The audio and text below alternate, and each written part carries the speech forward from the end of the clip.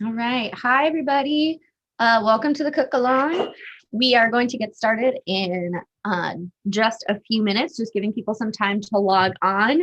If you are here right now, we'd like to invite you to introduce yourself in the chat, say hello, and also drop a name if you would like to enter the raffle, because we're going to be having a raffle at the end. And I'm going to have people dropping their names near the beginning. So if you fall behind in the live stream, you won't miss it.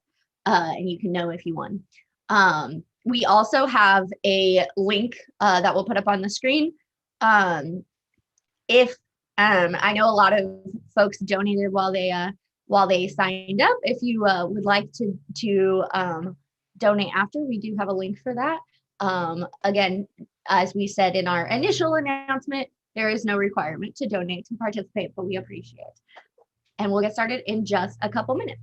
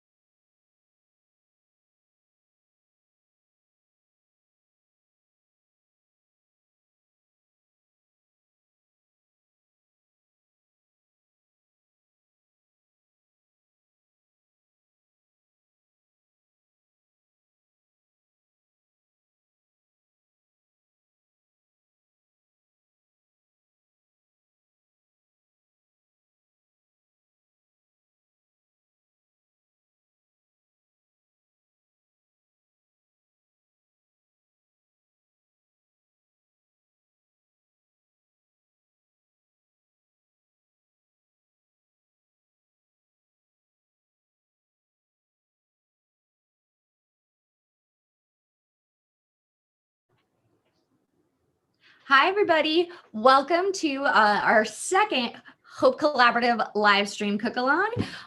We are going to get started. Please keep in mind that if you fall behind in the live stream, you can keep watching it and it will, you can rewind, you can pause, you can do anything you need to do throughout this live stream. So if it feels like I'm getting away from you, don't worry, you can always go back. You can also drop any questions that you have into the chat below and they will be relayed to me. There might be a little bit of a time delay to get the answer, but we'll get that back to you. All right, so we are going to get started. So to begin, I'll start by going through the list of materials that we will need.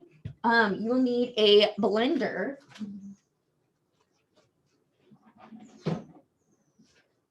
I have a blender here. You will need a can opener. Let's see. We'll need a small to medium pot. I'm using a pretty small one, but that's nice. A small or a medium to large size skillet. This is the size I'm using. This is probably a little large, but that's what I have. A large bowl. Oh no, I didn't get a bowl. What is that?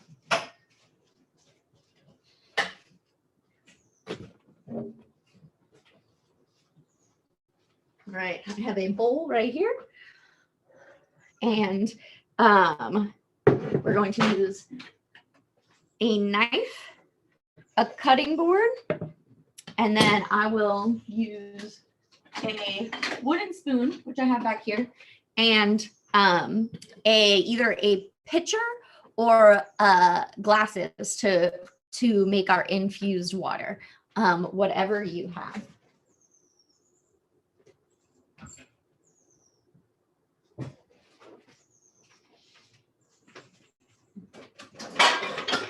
All right.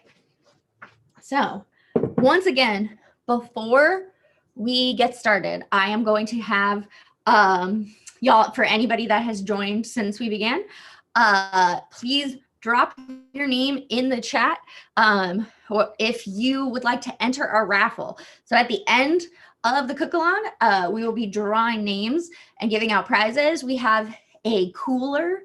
We have a picnic basket fully stocked with all sorts of goodies or materials to take on a picnic. We have waffle makers. We have 2 hydro flasks, and we have an air fryer. We might have something else in there, but that's what I think I can remember off the top of my head. So if you want to enter, please drop your name in the chat.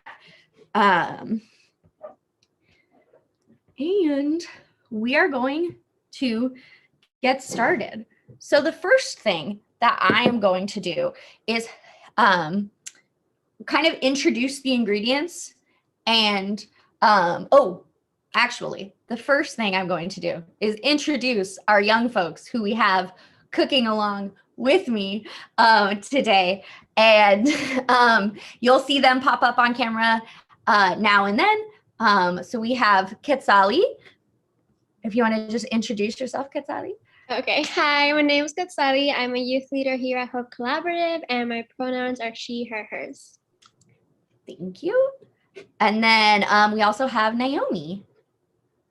If you want to introduce yourself. Hi, everyone. My name is Naomi, pronouns she and her, and I'm also a youth leader at Hope Collaborative. All right. Thank you both. We're excited that you are both here. It gives me, since we're live streaming, I can't talk to everybody, but it gives me somebody to talk to, and that's always nice for me. So the first thing I'm going to do is I'm going to go through the recipes that we're going to be making, and then we are going to prep all the ingredients and then cook them all. But I like to prep everything first, and that gives us a little bit, so we're not running around trying to cut things while things are cooking, all that jazz. So we're going to start off with, so the things that we are making barbecue jackfruit sliders. So we have our jackfruit, we have our hamburger buns. Mine might look different than yours because they're gluten-free, but we have little slider buns. We also have ingredients to make both our barbecue sauce and our sauce for our baked beans, because baked beans will be one of our side. You just have a little bag full of ketchup and mustard packets and some honey. You know, here at Hope, we are trying to have as little contact with the stuff we give y'all as possible still during COVID times. COVID's not over. And so we are trying to be as safe as possible. And that involves touching as little as possible. We do have this little cup, fourth a cup of molasses that we'll be using for the beans as well. Also for our barbecue sauce, we have chilies in adobo sauce. And let's see, what else do we have? We'll be using an onion for both of those and a lemon. And I think that is it for what goes into those. We also will have beans. We did canned beans because this is only a 3-hour live stream and we didn't have time to cook beans from scratch, but this would also be great if you cooked beans from scratch. Once we've made the, we are going to make the jackfruit sliders, baked beans, we're also going to make a watermelon mango gazpacho. So for those that aren't familiar, a gazpacho is a cold soup. And this is kind of a twist on it. It's usually a lot of tomatoes and peppers, but today we're gonna make one with a watermelon and a mango, and then a bag of other goodies. We have a cucumber, a tomato, a red bell pepper, a jalapeno, which will go in that, and some green onions or scallions. And then the last thing, I also, with the sliders, we are going to make a little slaw. So I have a cabbage, I have a carrot, and some cilantro, and an avocado. You should also have a little bag full of spices. We also in your little bag of barbecue sauce materials, there are little salt and pepper packets. We never know what folks have at home. We never like to assume. We also give you a little packet of smoked paprika and cumin, which we'll be using in our barbecue sauce. So let's get started. The first thing that I'm going to have us do is drain our jackfruit. So, you know, if you want to drop in the chat if you've ever had jackfruit, this is something when we cooked with our young folks, I really like to ask them if they've had jackfruit, because it's a newer thing for a lot of people. So most of the time, I would recommend if you're trying to make stuff with jackfruit that you get jackfruit in water, but it's sometimes harder to find a lot of it, especially when we're buying for a whole community cook-along. So I bought jackfruit in brine, and what we're gonna do to kind of take that briny taste away is before we even get started, we are going to rinse it and then soak it in water, and that will take a lot of the brininess away. Ooh, I want to see. Actually, I'll wait a second. All right, so I have this can open, and I'm going to head over and drain it.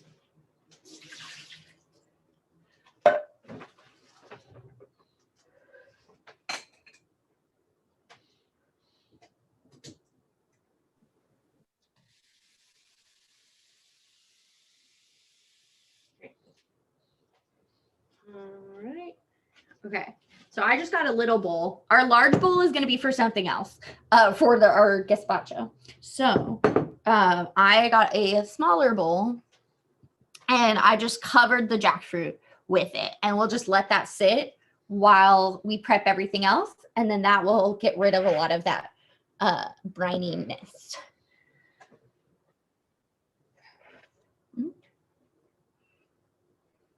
And that's what that looks like.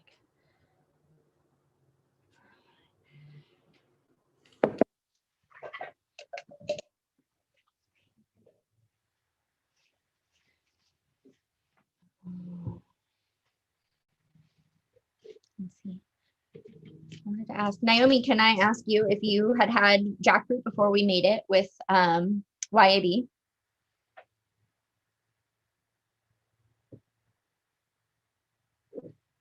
Yeah, sorry. Yeah, I've had jackfruit before. I think like once or twice. I remember we made it was a chile verde with the jackfruit. It was vegan chile verde. Mm-hmm. Awesome.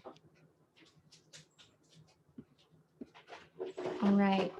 So the next thing I am going to have us do is we're going to cut all of the fruits and vegetables and separate them out by recipe. So I'm going to start with the watermelon. You have 2 watermelons. And the first thing I'm going to do is wash the watermelon.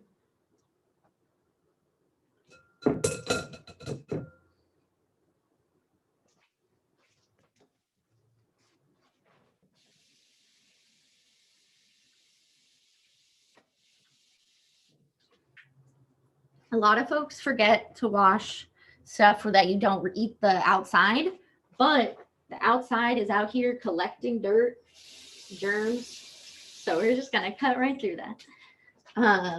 Or wash that off.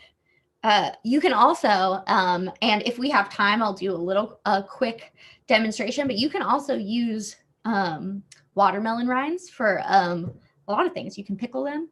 And I'm not sure if we'll have time to get to that today, but if you want to save your watermelon rinds and Google what you can do with them, you can actually do a few wild things with them. So I'm going to start out anytime. This is what I always tell our young folks when we do cook-alongs for YAB is I always say, if you have something that's like rolling around, you want to start out by making a flat edge because it just makes cutting things easier.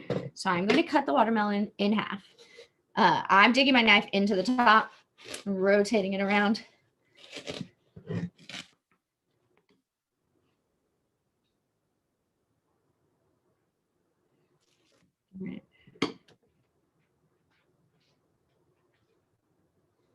Right. All right. So now it's a lot easier to slice because it's not rolling around so much. So I'm going to cut it this way.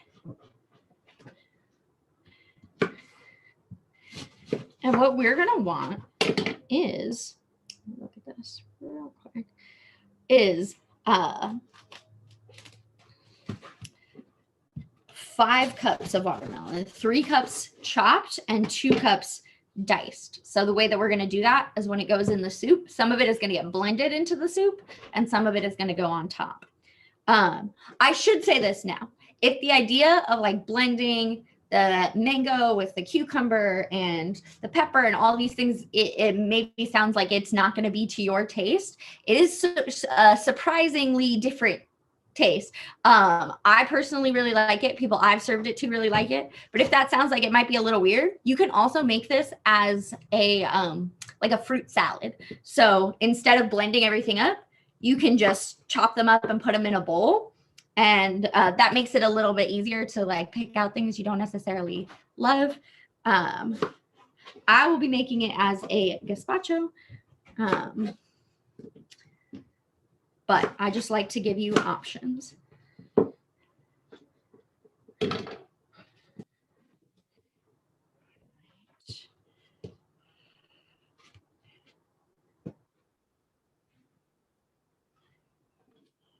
All right, and now we're gonna have the ingredients go up for the watermelon mango gazpacho. We're gonna prep everything before we get ready, but or before we start blending anything, but these will be what's gonna go in the gazpacho. So first I'm going to start out with some roughly chopped watermelon. Those aren't too small. They're not too big. The size isn't too important because these are what I'm going to blend. Again, if you're not going to blend them, you might want to make them like a nice little bite size for yourself.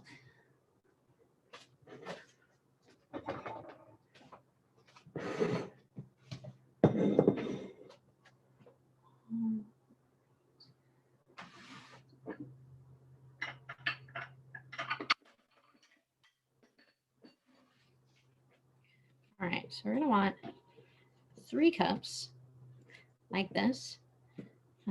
I'm happy if it overflows a little bit because I love watermelon. So I'm just going to use that.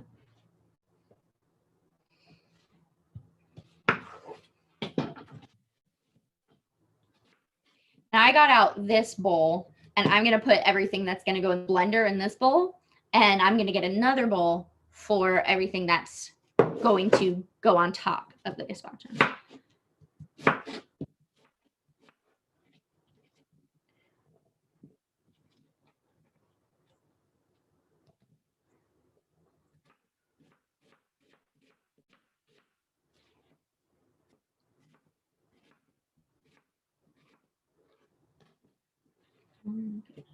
Oh, Katsali. I'm going to throw to Katsali real quick. You said you don't really like watermelon. Are you still going to try this?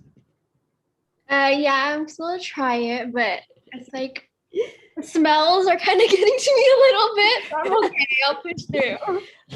I really appreciate you making this with us, even though it's not your fave.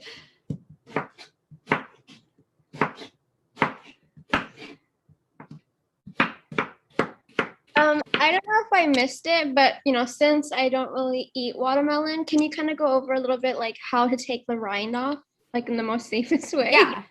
Great. Yes, I can. All right, so I have my 3 cups here off to the side, and I will go over again how to cut the rind off. Okay. So I cut it in half, and then I just cut across like this. And when you get a little, these end pieces are kind of harder, and if you don't want to even go there, that's fine. But I am just going to cut around the edges and just cut off the rind. Okay, thank you. And then the diced watermelon is going into the blender, correct? So I'm doing 3 cups in 1 bowl. That's gonna go in the blender. So you can just put this straight in the blender if you want. Okay, thank you. And then for my 2 cups, that's gonna go on top. I'm gonna do it a bit smaller, even smaller than that. Let's see. Hey, Elizabeth. Even cut them. There is one question. What do you do with the other half of the watermelon? Oh, we're going to be making some watermelon mint infused water. Oh, I forgot to introduce that. So thank you for that question. So we will be using the rest of it, but you don't need to dice it up like this because I'll show you how I'm going to do that.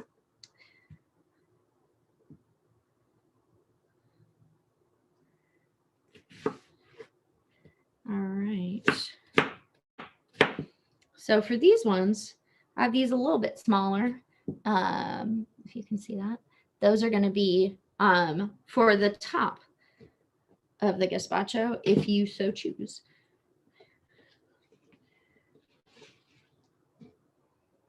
And I'm going to want 2 cups of this.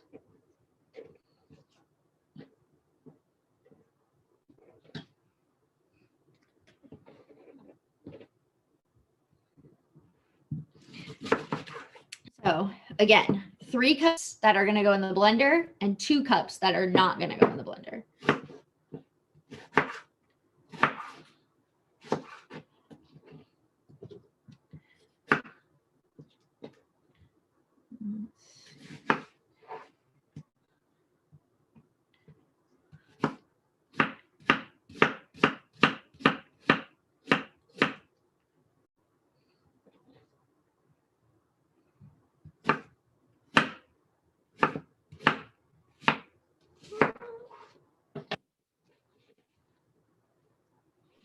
It also looks like Nakia is not a fan of watermelon. And Nicole, who likes watermelon, but is also allergic. Oh no. See, if only the people who are allergic to things could trade with people who don't like them, life would be so much better. I'm sorry you don't like it, Nakia. I hope that this changes your mind. And I'm sorry you're allergic, Nicole. I wish you could enjoy. But then for Nicole, you might want to do this as a fruit salad and just leave out the watermelon.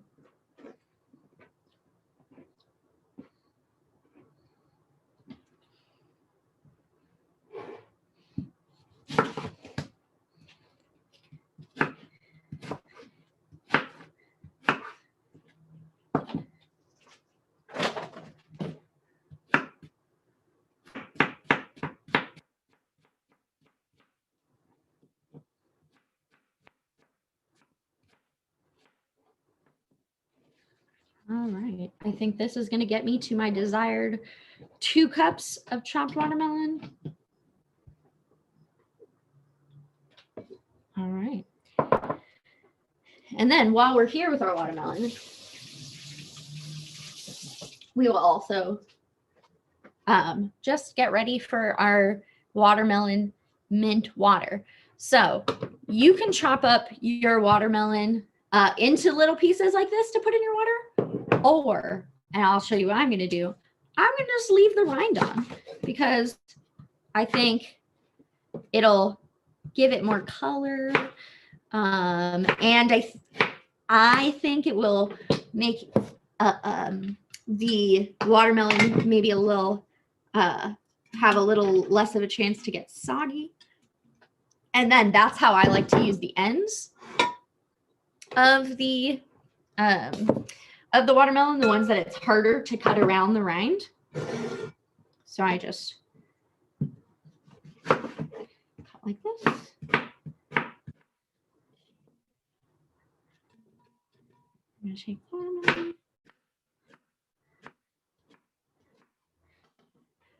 I'm just gonna go ahead and finish up my watermelon that I have left over here because I have a whole watermelon to spare. And that's just a little gift from Hope Collaborative to you.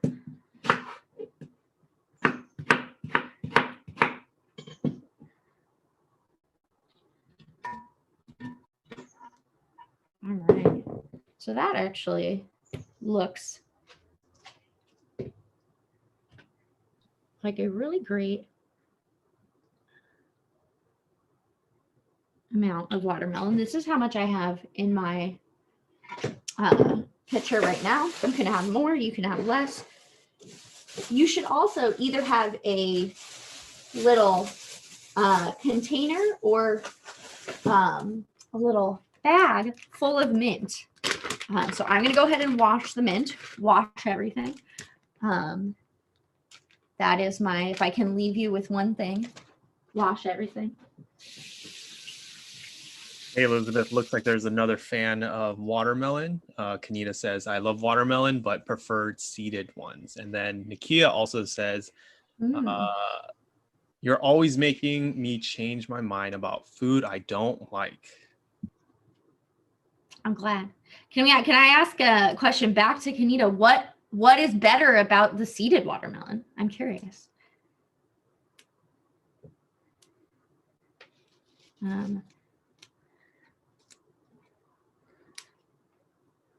All right, so I'm just going to go ahead and pick out the leaves of my mint. You can leave them whole in there. I am just going ahead and ripping them off. It doesn't matter.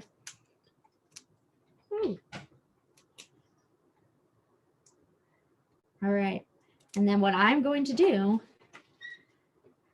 is fill this up with water, and we're going to let that sit. And by the end or throughout the cook-along, we can have some nice, delicious infused water, which I personally am very excited about.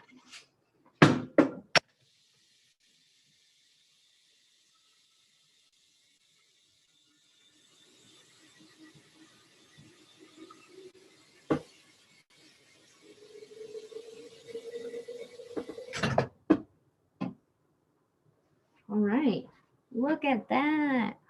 Ooh, so pretty. And I'm just gonna cover that up and let it infuse.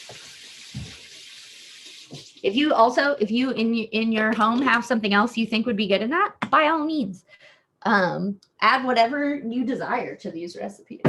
I encourage your creativity. So now I am going to move on to the rest of our soup ingredients.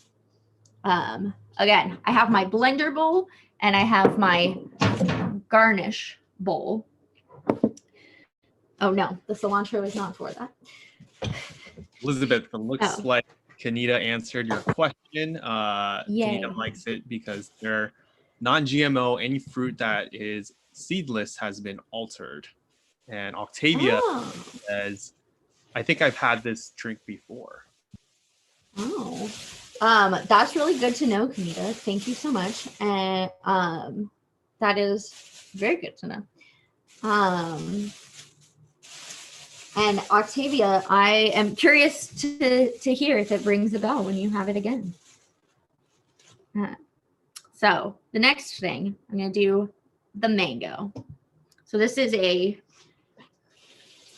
watermelon mango gazpacho. So we need our mango. I am going to show you a couple of options for cutting your mango. You can use a peeler, and you can peel around the outside of your mango. Or if you don't have one, or you don't want to, by all means, I just cut around the outside like this. And then I usually just cut through the center and then cut across. These don't have to be any particular size because the whole mango is going to go through the blender. And then I am going to just pop that out. So once you cut into it, you should be able to just pop out. And you can either use a spoon or your hands and just scoop that into the blender bowl. And if you just want to load these right into your blender, let me not tell you what to do too much.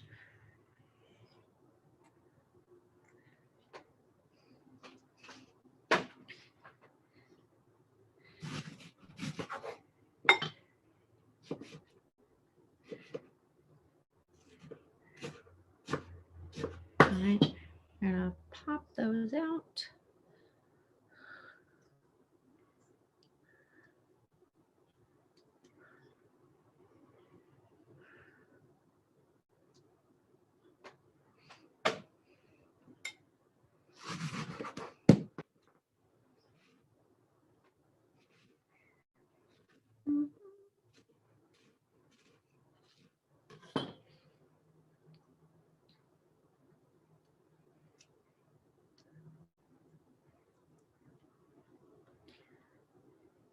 All right.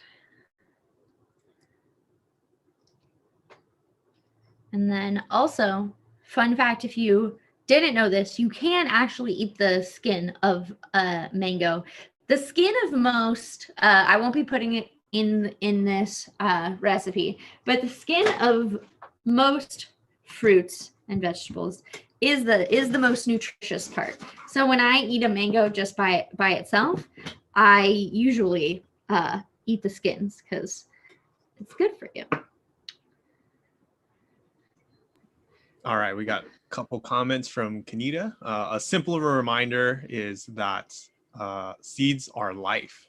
And Kenita also says, oh my God, this mango is so sweet. Let's hope it makes it into the gazpacho. I love it. I actually think I have heard that before, but it's easy to forget all the things we know about food. So it's good to be reminded. And then here in the middle, I have the pit of the mango. I'm not going to do too much work to get around it. I actually might save it to eat as a snack later.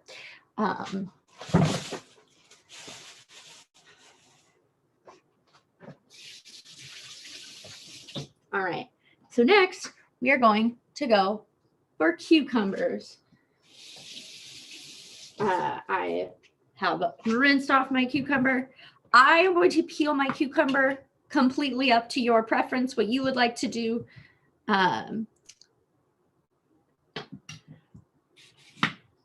Typically when I blend things up, I like to peel them. And that's just my preference.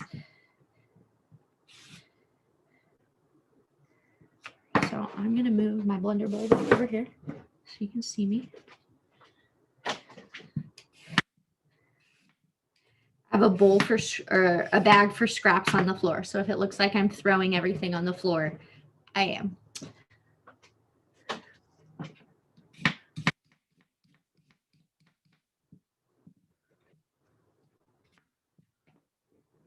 Right.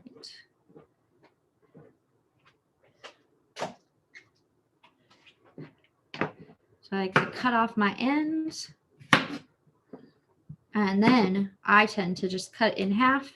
And we can stand it up without a chance of it rolling around. I'm going to take half of the cucumber and put it in the blender bowl and half of the cucumber and put it in the garnish bowl. So I'm just cutting across just in small little thin little slices. Like a comment from Patricia. And organic is essential for eating the skin. Mangoes are heavily sprayed. Mm-hmm. Thank you for that, Patricia. All right. So I have some of my cucumber. Gonna go in there.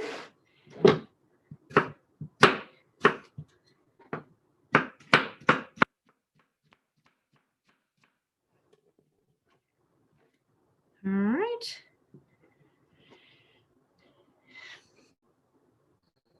And then for our garnish ones, I'm going to try and be a little bit more precise with my cuts.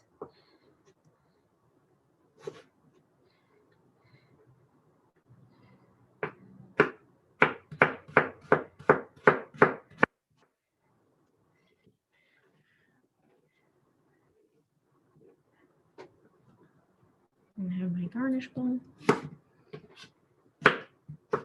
Oh, I love cucumbers.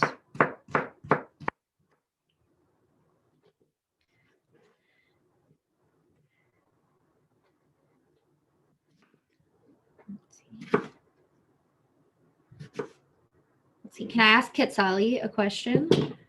Have you ever had gazpacho before? Like a cold soup?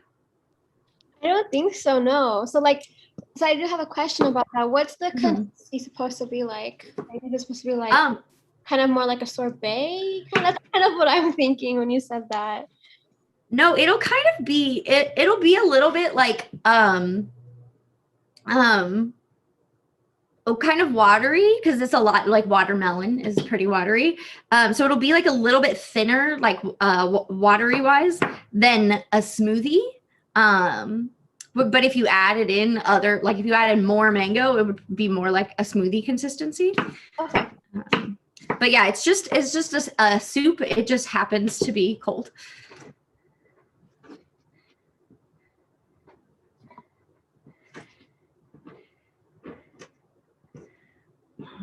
Right. Next, I am going to move on to the tomato. I'm going to rinse off my tomato.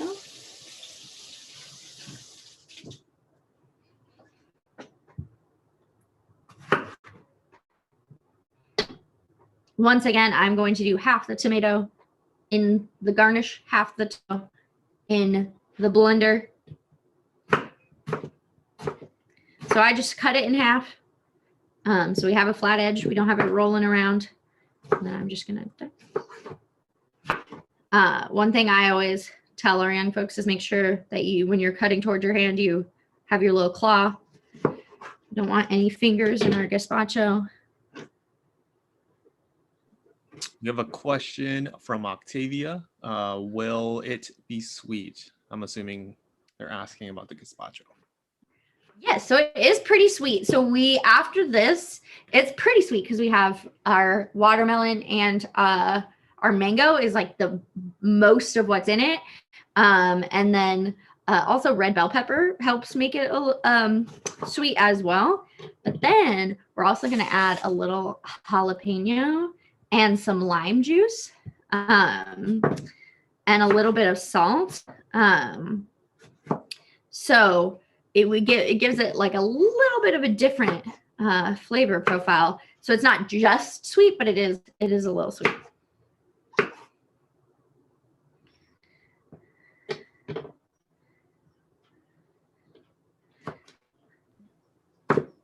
Ooh, we have a comment from Kanita.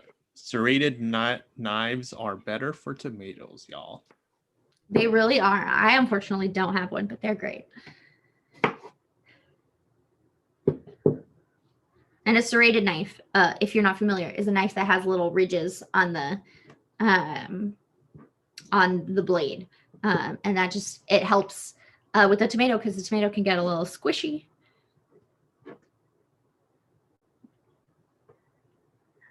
All right.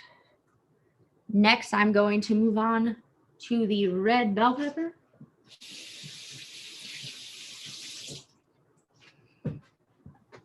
Looks like Mandume has a question. Where do you put the veggies? I am putting them in the same bowls. So I'm putting the cucumber and the tomato in the bowl. I have my blender bowl, which is my mango, watermelon, 3 cups of the watermelon. And then I'm just putting that on top. And then half of it is going to go on top of the soup. So I'm putting that in this garnish bowl. So it's going to mix all in there with the fruit.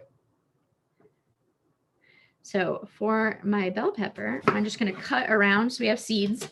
These seeds, unlike in a jalapeno, not spicy. I'm just going to cut around the outside.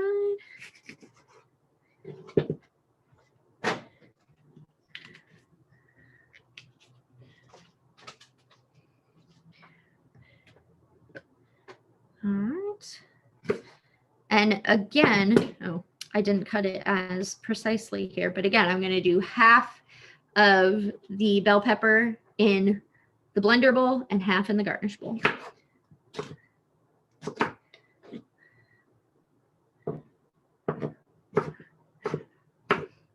Jasmine asked, do you put the cucumbers in the blender too? Yes, I did half in the blender bowl and half in the garnish bowl.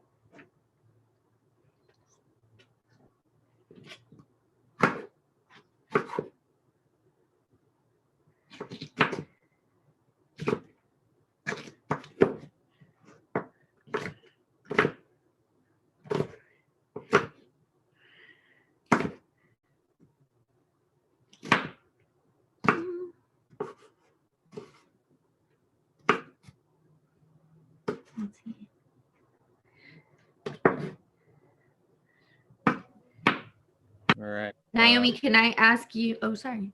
No, Leah had a question. Can you tell me everything you put in the garnish bowl? Yes. So in the garnish bowl, we have 2 cups of watermelon, half of the cucumber, half of the tomato, half of the bell pepper, and basically the only thing that's not in the garnish bowl that is in the blender bowl is there's no mango. So all the mango goes in the blender bowl. I was going to ask, Naomi, have you ever had a cold soup? No, this is definitely new for me. I honestly don't think I ever had a gazpacho until maybe 5 years ago. I remember it, but we served it for lunch at one of the schools I was working at, and it was the first time I ever tried it. It always sounded weird to me, but it was delicious. Oh, sorry. Hmm? I was gonna ask, was it also like this one with like fruit? No, it was with peppers and tomatoes, I always thought it sounded kind of weird, but it was really good. So now I'm adding the other half of my pepper to the blender bowl. Speaking of pepper, Kanita with another fun fact. You can stick bell pepper seeds directly into the ground and they will grow if y'all are interested in trying that. Awesome. Kanita, I'm so glad that you're here with all these fun facts. All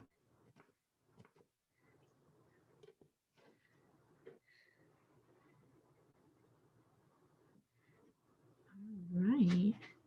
Next, I'm moving on to my jalapeno. Now, for jalapenos, the seeds are where the spice is. So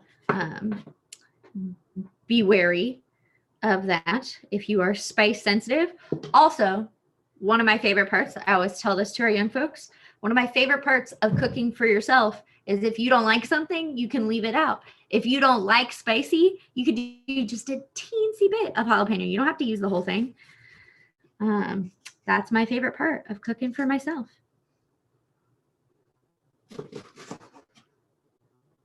I do like spicy things though, so I will be using my whole jalapeno.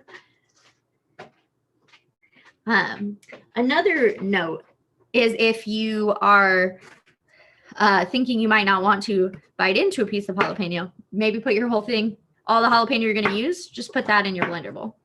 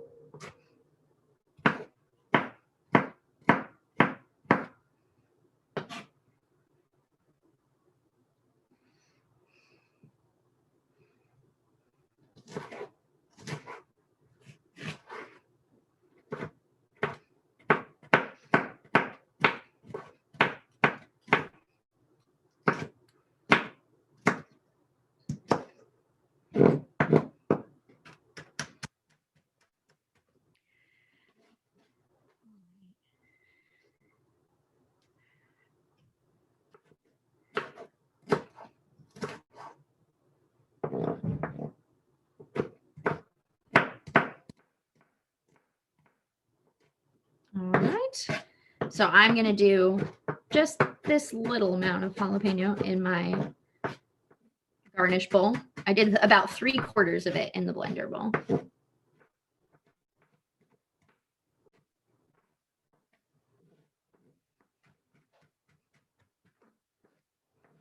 want to make sure I get them nice and teensy.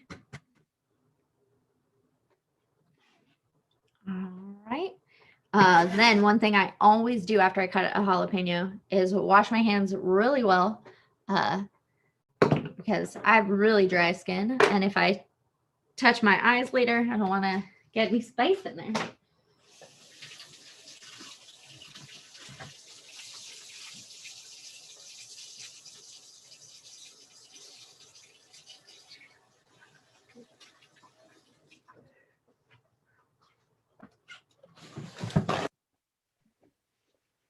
Hey, Elizabeth, looks like we have a question from Leah.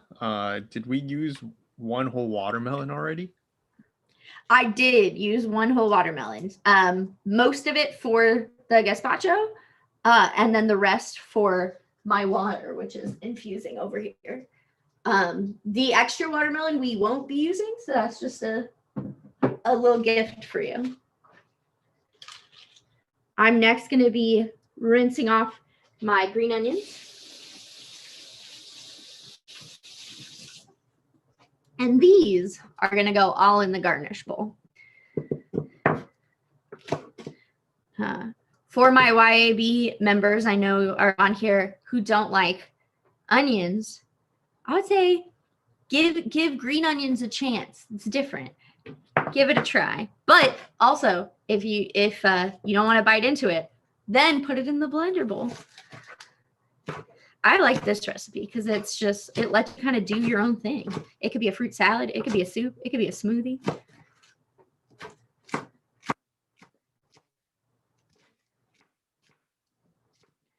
I cut all the way down to the roots. That's all delicious and edible.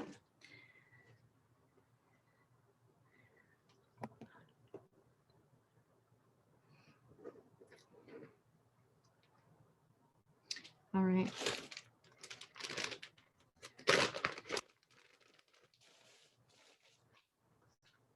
Our very second to last thing, I have this little ginger. You just need a little bit of ginger. I'm going to rinse it. And then you can peel your ginger with a peeler. You can also just cut off the outsides. Either way works just fine. Please excuse that my little station is getting a little messy. That just means I'm having a good time. All right. So the recipe for this, I think I put, you need a tablespoon of ginger. As you might have noticed that since I haven't really said any measurements, I'm not huge on measurements. I would say whatever, if you're not familiar with ginger and the tastes that it adds, maybe start with a tablespoon and see where you go from there. I'm just going to take maybe a little bit more than this and put it in my blender bowl.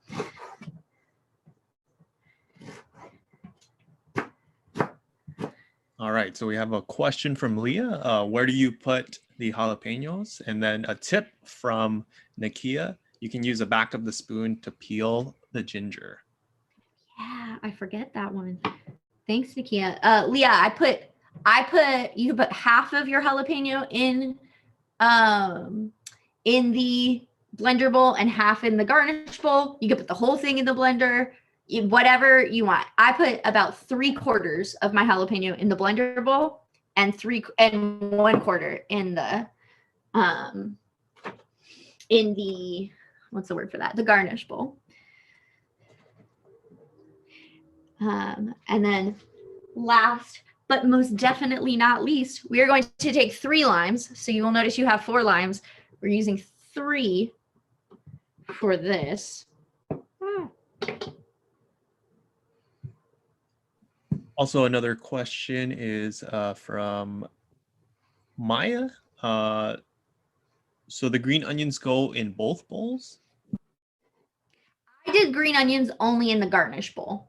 My suggestion was if you're not a big onion fan, but you want that flavor still, then you can put it in the blender, and that'll get blended up. All right. I'm just going to cut the limes.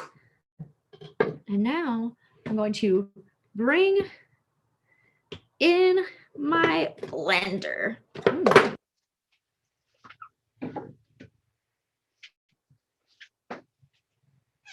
Here we go. All right. So I'm just going to go ahead and take my blender bowl and carefully dump everything in it. And if you don't have a blender, I think that this would be perfectly good as a fruit salad. It's like a mixed fruit and vegetables.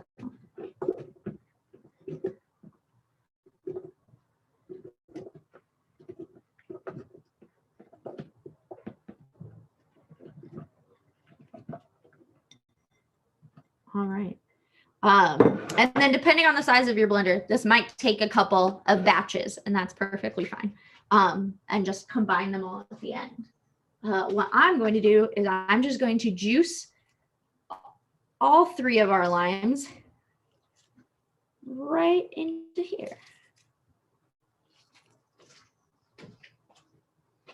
Elizabeth, I have a question. Yes. So limes will be used for the soup, right? Yes. So I'm putting them in the blender, the juice of them into the blender, not the whole lime. Okay, thank you. Mm-hmm.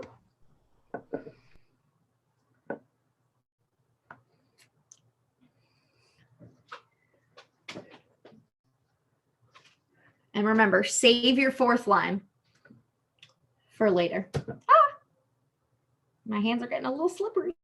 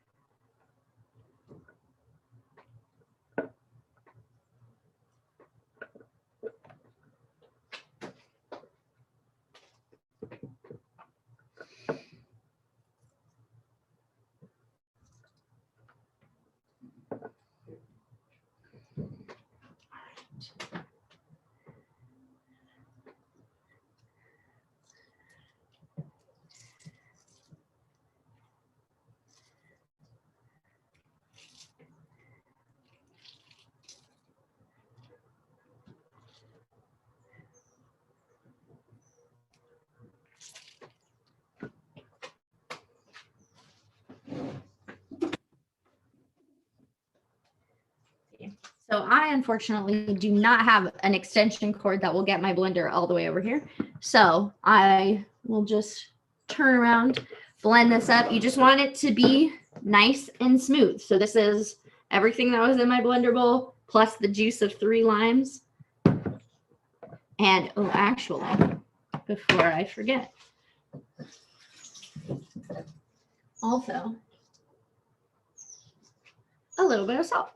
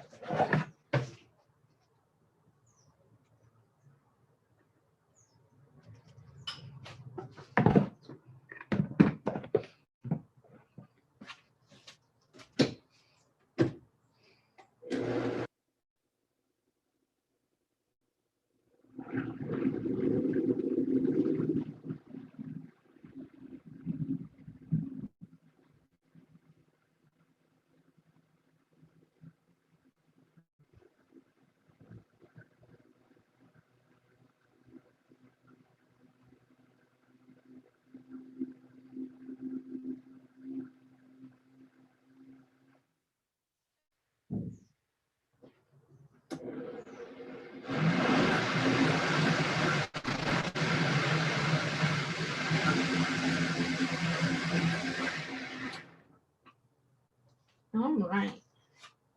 So this is our gazpacho. It's somewhere between a juice and a smoothie consistency.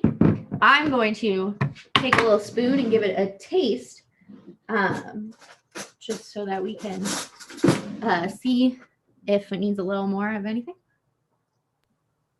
For the gazpacho, will we use these lemons or the limes? Just the limes, 3 of your limes. So I'm going to say that my gazpacho could use a little bit more salt. So I'm going to add a little bit more salt.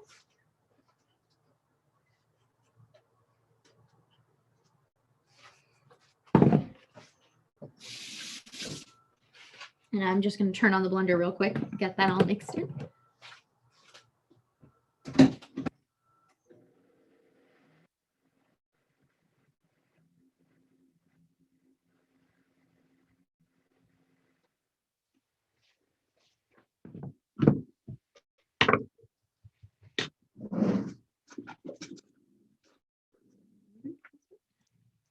Oh, there we go. Just that little bit more of salt. I could even maybe put just a teensy bit more.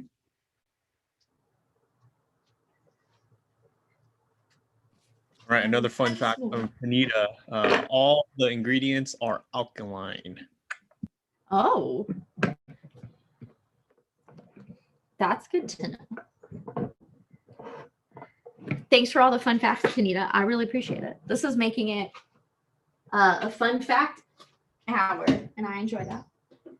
All right, good job.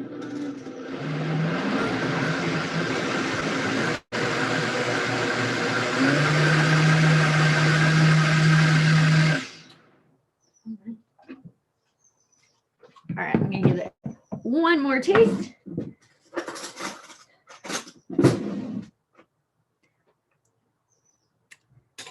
Perfect. All right, so what I am going to do is take my large bowl, trying to decide if this large bowl will fit it. I hope so, but if not, I can use 2 bowls. Oh yeah, I think we should be good. So I'm going to put this in my large bowl, and then what I'm going to do, since I'm not going to eat this for a little while, I'm going to cover this up and put it in the fridge, and then when I'm ready to serve it, I'll add the garnish bowl to it. Just because that just keeps anything from getting soggy. Although I did make this recently, and I have heard that it does keep well in the fridge.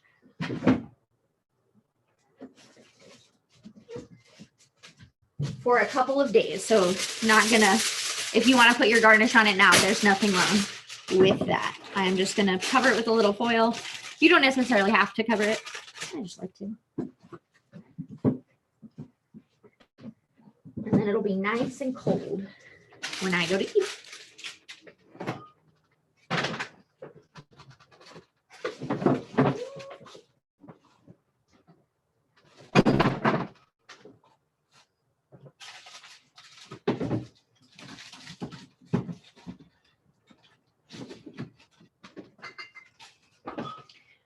I'm also going to put my garnish bowl in the fridge just because it's all cut up.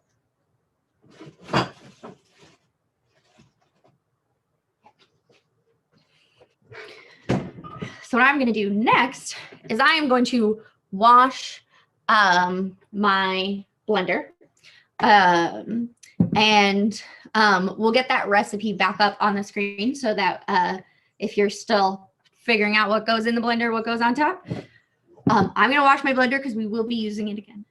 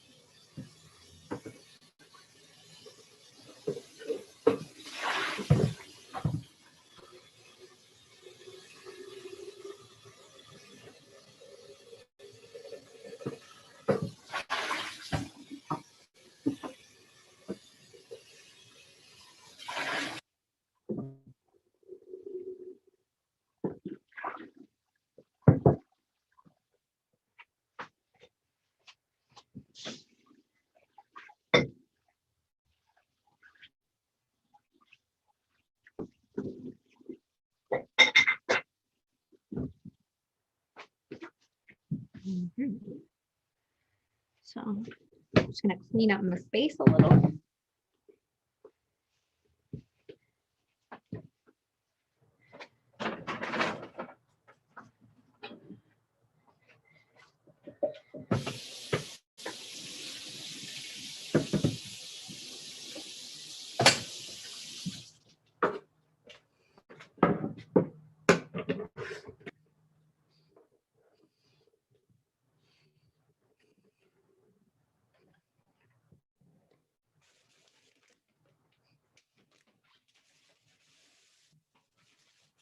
All right, so what I'm going to do next is just chop the rest of our vegetables. And then we're going to get into, just so all our vegetables are ready and we can just start throwing things into pans and bowls and whatnot. We'll separate them out by recipe.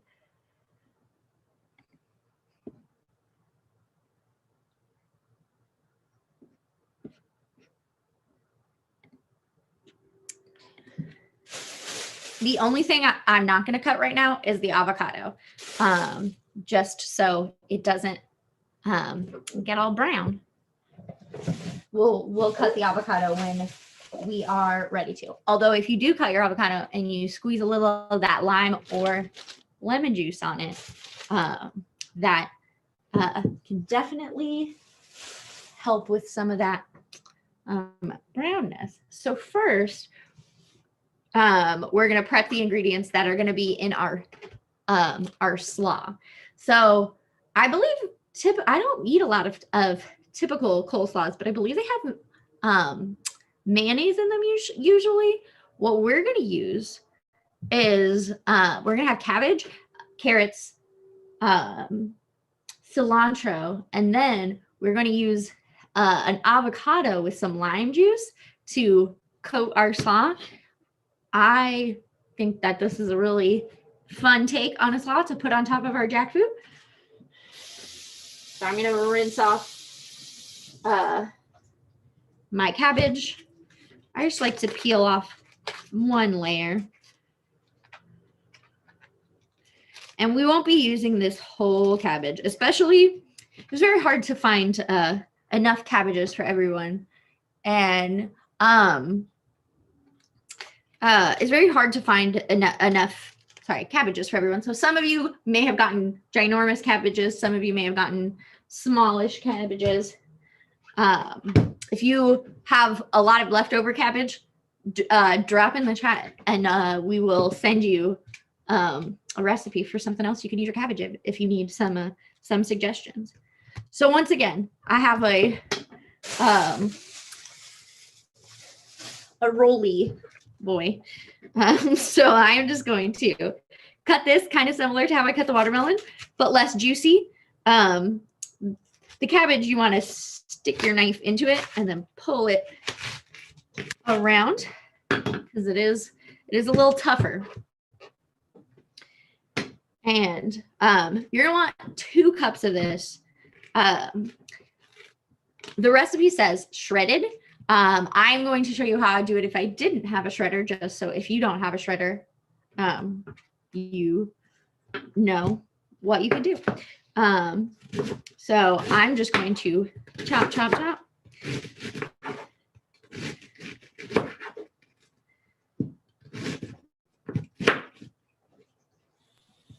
All right, another fun fact from Kanita. You can soak a cut avocado in a bowl of water to stop it from browning. Oh, in a cup of water. See, I always just squeeze in lime juice on them. So I'm just cutting these up into what will be little bite-sized pieces.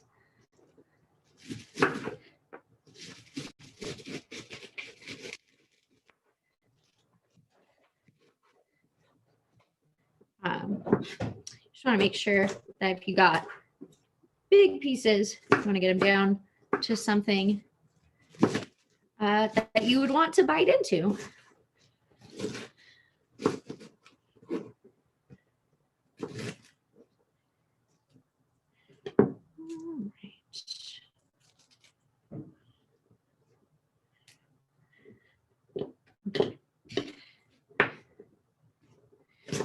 All right, so my cutting board is quite overfilled.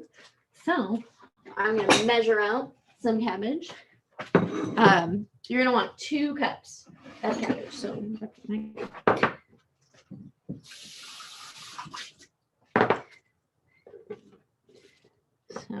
I'm taking 1 cup. So see, half of this, even my little cabbage, is more than enough for 2 cups. I'm also going to show you the shredding option if you prefer.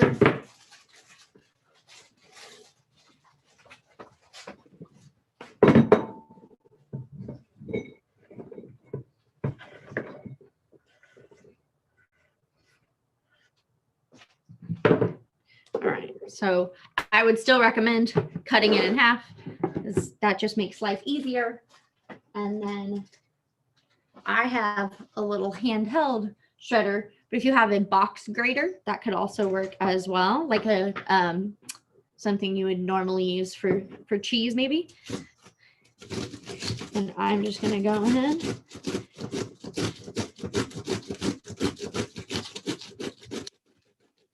And so I did not cut these ones as small as I would necessarily like them. See how these are shredded much more finely? I just wanted to show you both ways. So if you are going to cut them by hand, cut them quite a bit smaller. I just wanted to make sure I was able to show you both ways.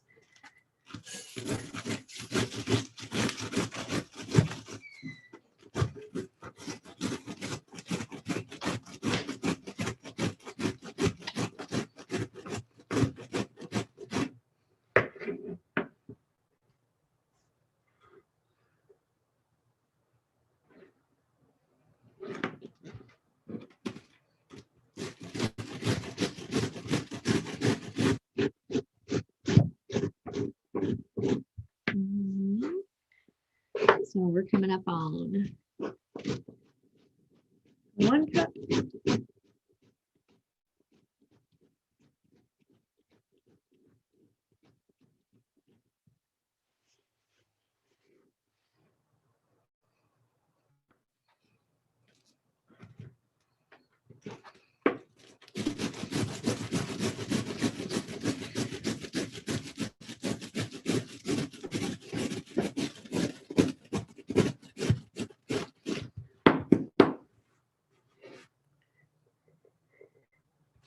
And then you might have noticed my hands are very cabbagey, but depending on the side of the cabbage that you are shredding, you get kind of different pieces,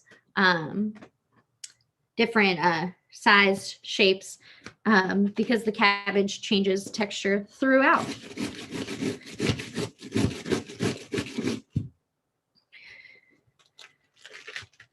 And then when you get to these pieces that these are kind of just getting in my way now, I'm just going to rip them off.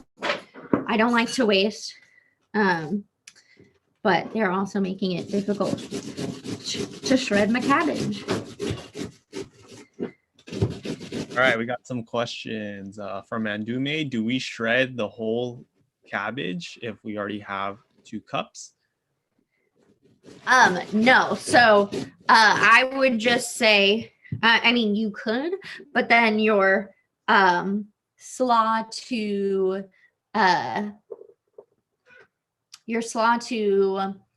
jackfruit ratio is going to be a little off.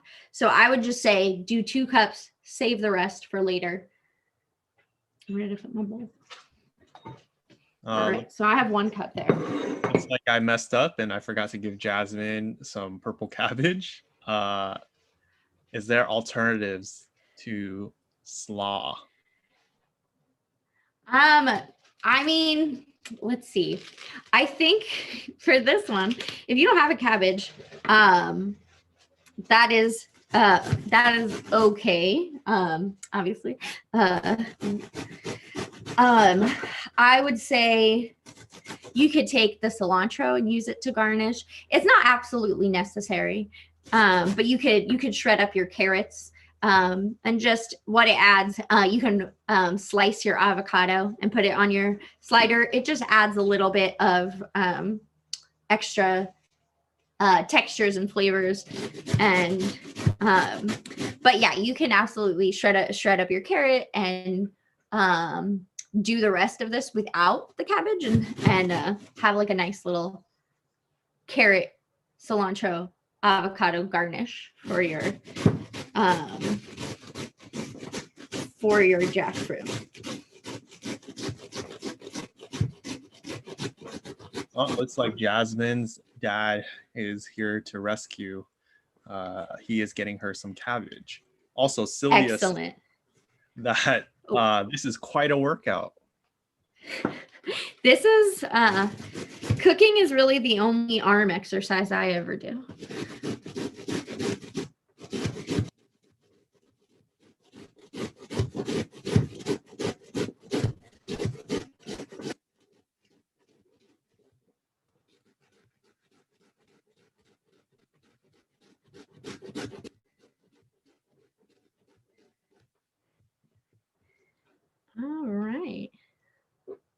All right, so I have 2 cups of cabbage. All right, so I'm just going to, if I was going to give you an example of how we would get these, if you don't have a shredder, will just take longer to get down to that size. But you just want to keep cutting until they get down to something that you would want to bite into.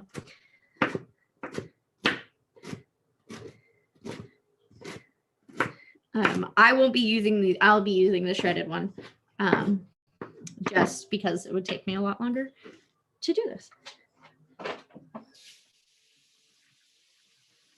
All right, I'm gonna give us a little rinse.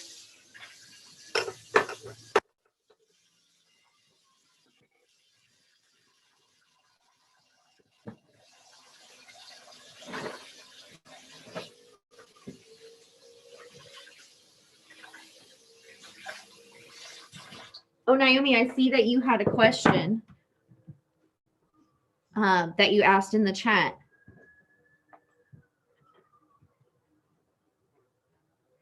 Oh yeah, I asked if we could still use mayo. Yeah, you could still use mayo. Our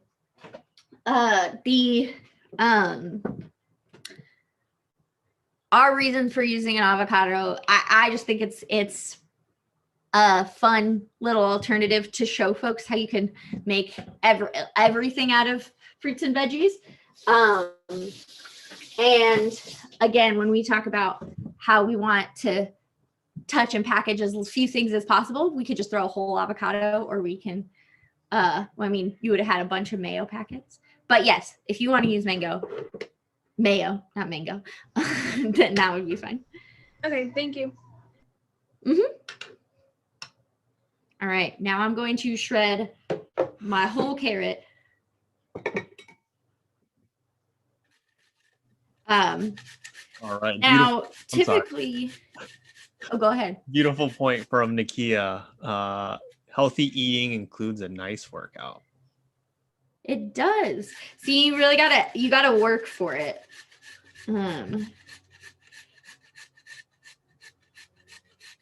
Now, I rinse my carrot really well. Usually, and this is just my preference, when I chop up a carrot to eat, I'll peel it.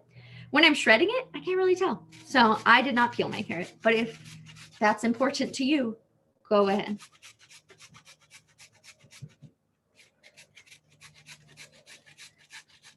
And then if I'm probably going to use this whole carrot, use whatever feels right in proportion to your cabbage. These are giant Costco sized carrots that Paul got, and yours might be really big, and you might think that's too much carrot. Personally, I never think it's too much carrot. Carrots are my favorite.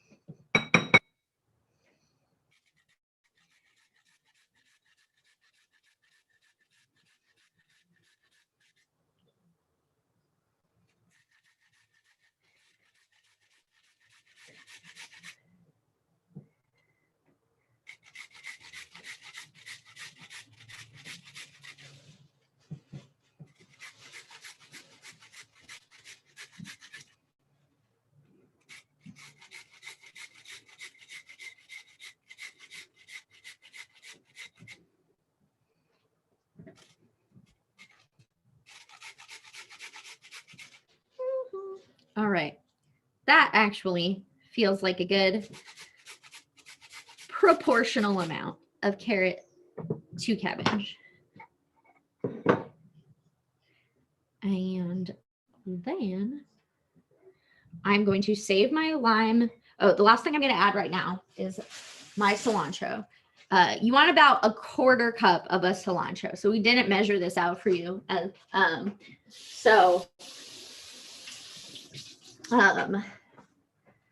As with the other things, see what seems proportional to your carrots and cabbage. I am going to cut this up teeny tiny. Here, I'm going to take out just to get a general idea of what a 1/4 cup is. This is a 1/4 cup. I am going to cut it even teenier. You can also use with your cilantro, you can use the stems as well.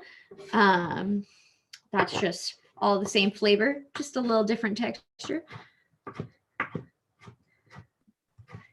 Ooh, Nakia has a nice little tip. Whatever leftover carrots you have, you can put them in a smoothie with ginger. Oh, wow. See, we gave you so many extra things so that you can make all sorts of extra snacks.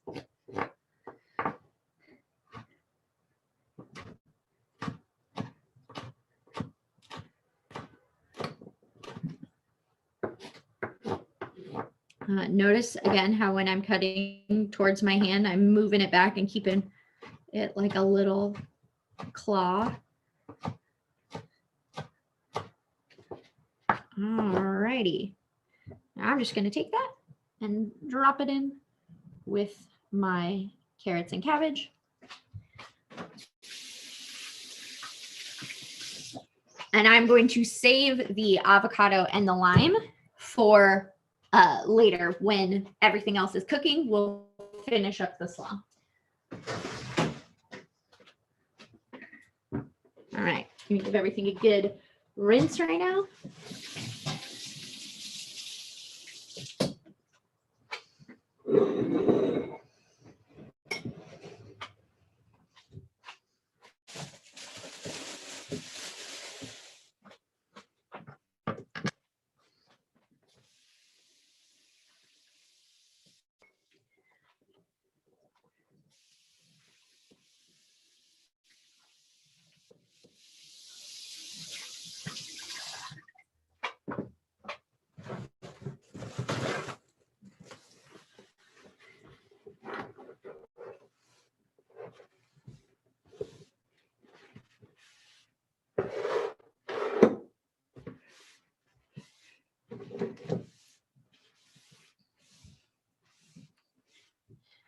Nakia is going to make a carrot and ginger smoothie. I'm probably just going to snack on my carrot. I'm saving all, like, I have a little bit of leftover watermelon for a snack.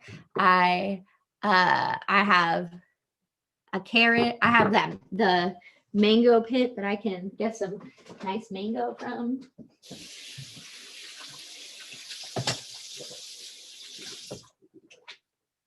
All right. The next thing that we are going to do is prep our barbecue sauce. All right. Now we're going to get into our bag of packets. We're going to prep our barbecue sauce and our sauce for our baked beans, called baked beans for the flavor, but actually they're going to be made on the stovetop because when we planned this day, we didn't know what the weather was going to be like. And we know some folks don't like to turn on their ovens when it starts to get sunny out because your house just takes that all on. So we're going to make stovetop baked beans also pretty quick. All right. So for our barbecue sauce, I'm just going to throw this directly into the blender. All right, so I'm going to start with my chipotle peppers in adobo sauce. Now, this can get a little spicy, so adjust down to your taste. I personally love these, but I'll put up the recipe for the barbecue sauce right now. And I'm going to have 2 of these peppers.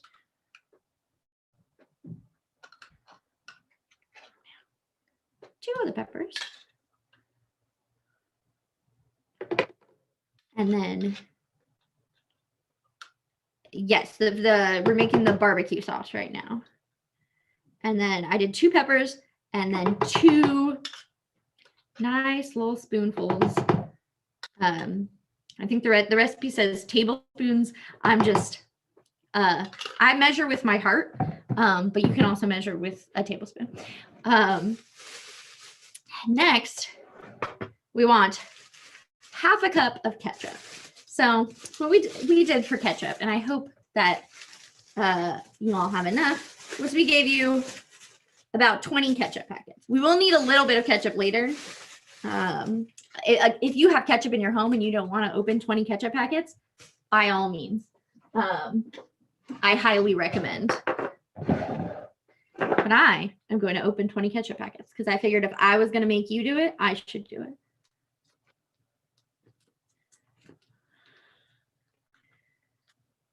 Oh yeah, see, and I did not test this out to see how many ketchup packets would make half a cup.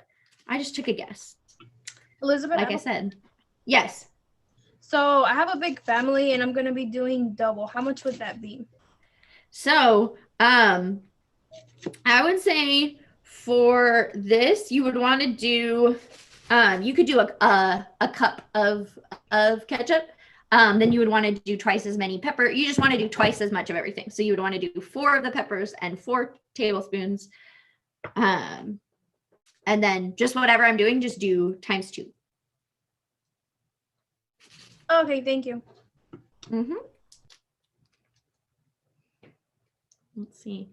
So far, 1, 2, 3, 4, 5, 6, 7. So far, I have 7 ketchup packets, and I'm maybe halfway to a cup, or to half a cup. So, quarter of a cup.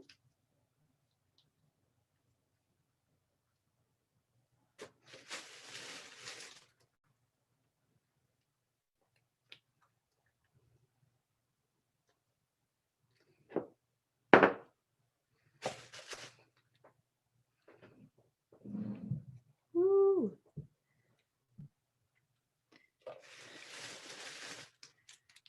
This is really opening my eyes to how much ketchup I eat whenever I have fries, because I eat a lot of ketchup. All right. We're almost there. All right. I do want to make sure that I save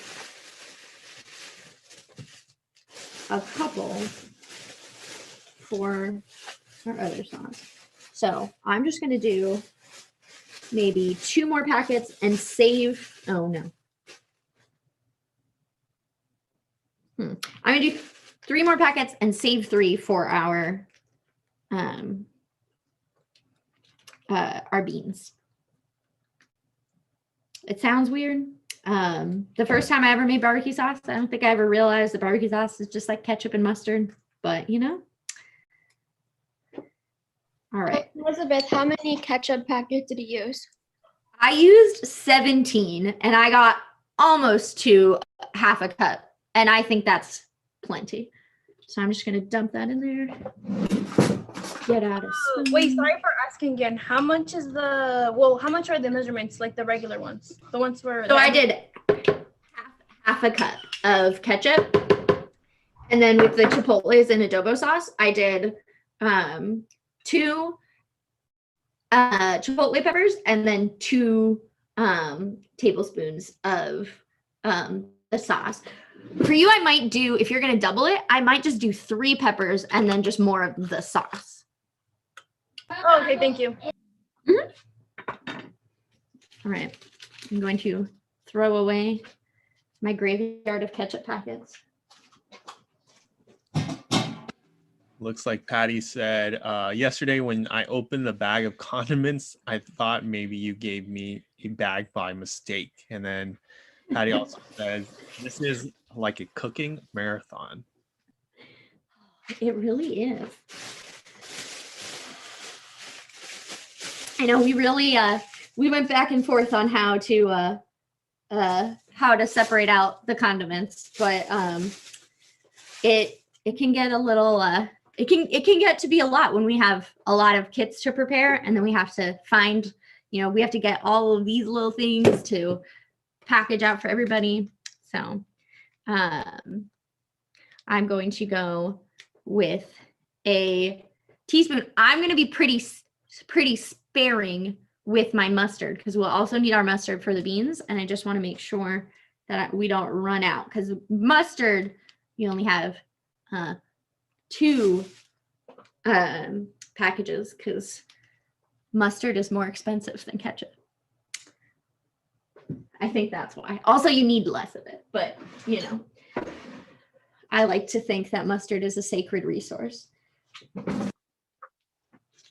right, I'm gonna cut this open because my hands are a little slippery.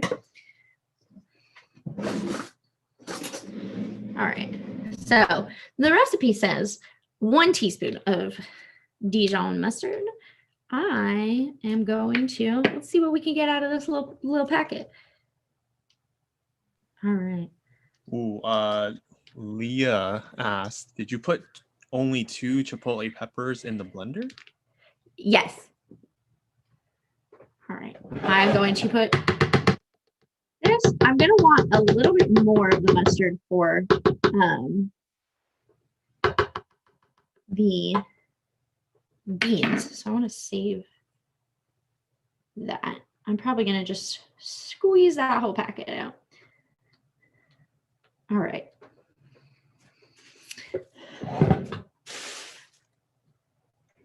And then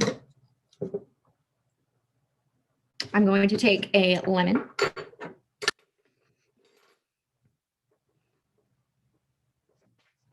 Where did I put my knife? Here we go. And I'm going to juice, depending, my lemon seems kind of large. So depending, what do I have? I have 1/4 cup of lemon juice. I'm just gonna go ahead and juice the whole lemon into there. If you didn't have a lemon, you could also use apple cider vinegar. You just want some kind of acid in there.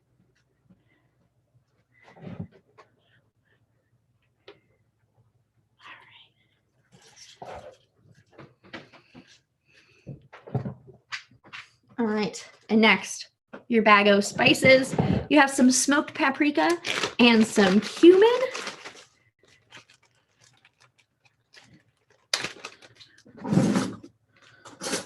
I'm just going to take that. And we did not measure out your spices for you, so I wouldn't necessarily dump the whole bag because some of you might have much more than others. All right.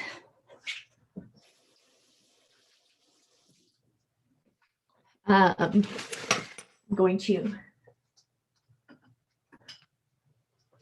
drop a little salt in there. Oh. And then, we also gave you salt and pepper packets. If you don't have that, don't worry. There you go. And then looks like I actually may have left something off. I'm going to blend this up and then I'm going to taste it. And something optional, depending if you like a spicy barbecue sauce or a sweet barbecue sauce, you might want to add some of your honey. Not too much because we will need that for the beans. Actually, I think you'll be fine. But I'm going to blend this up, give it a taste, and I will get back to you on if I'm going to add some sweet. So I just finished putting all the ketchup into the blender. How many packets do you think I should use for the mustard? I just did 1. 1? Okay. Mm-hmm.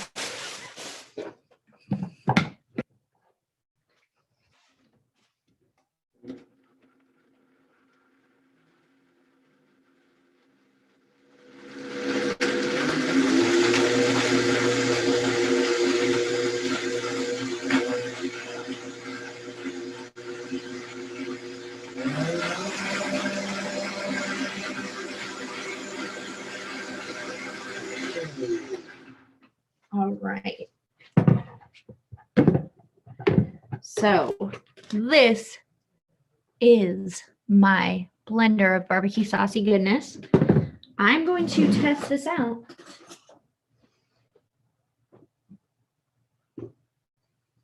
Let's see. Oh, Elizabeth, Nakia asked, did you add garlic? Thank you, Nakia. Also, from that,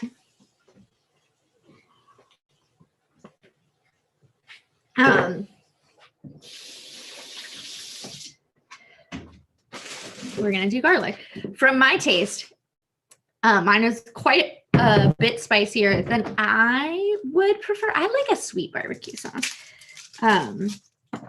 I do enjoy spicy things, but I like a sweet barbecue sauce. What do I have on here? Oh yeah, 2 cloves of garlic. All right, here's what I'm gonna do. Just because they're gonna go through the blender, I just like to take my garlic, take my knife, and then give it a little. Don't do that. This is mine is a little slippery, so make sure everything's nice and dry. But just press down on it with the back of your hand, and you can easily peel it off. I'm gonna throw that right in the blender.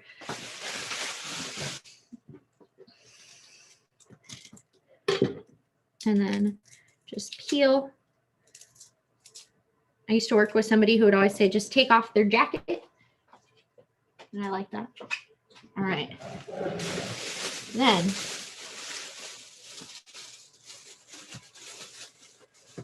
all right. So to make sure that I have enough honey for my beans and for what I want to put in the barbecue sauce, I'm actually going to measure out my honey right now. So in the beans, we're going to want 1/4 cup of honey. So I'm just going to go ahead and measure that out right now.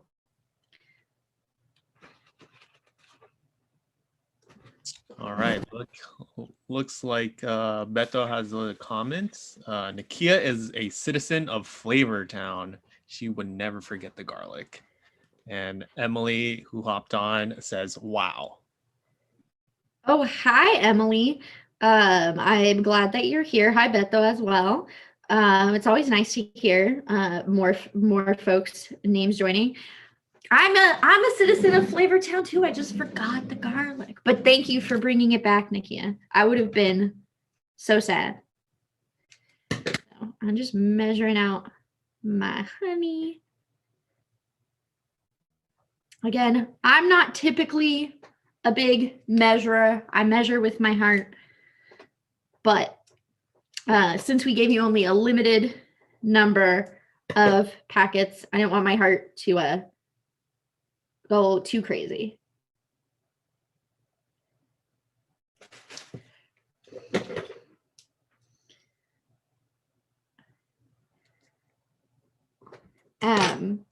And this for this, if a lot of times in baked beans, we are making a vegetarian baked bean. So a lot of times baked beans will have like bacon or something in them. And a lot of times they'll have sugar. So if you don't eat honey, you can feel free to put some brown sugar in them. That would be perfectly delicious. I hope we like to give you different sweet alternatives, but also not shame you for what you do eat.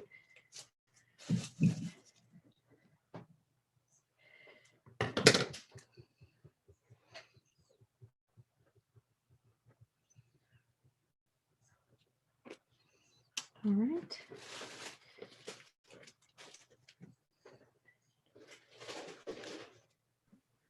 Beto had some laughing emojis.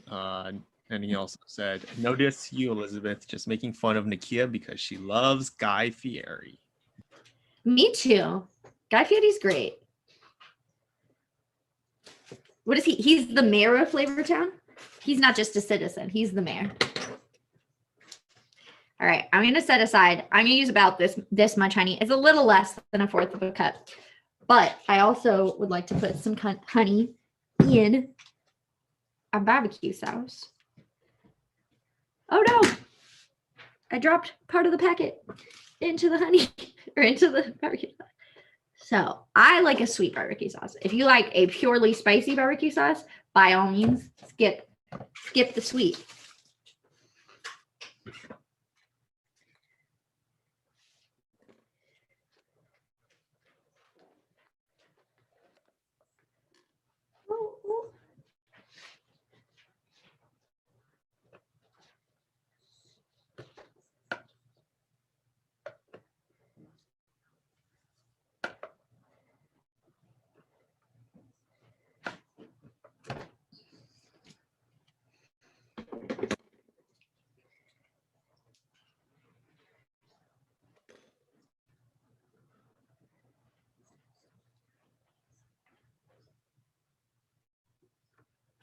All right. And I'm using 4 packets of honey. Measure with your heart. I'm going to see where this takes me. All right, I'm going to go give it another blend.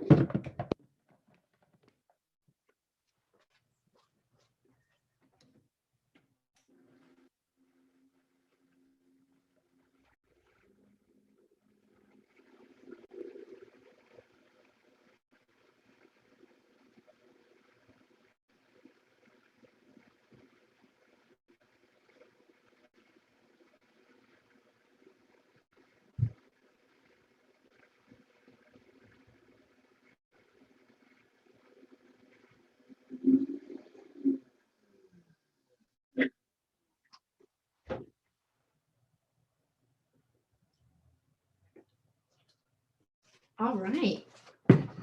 I think that did it. I am satisfied. Still spicy? Oh, Go ahead, Paul. Yeah.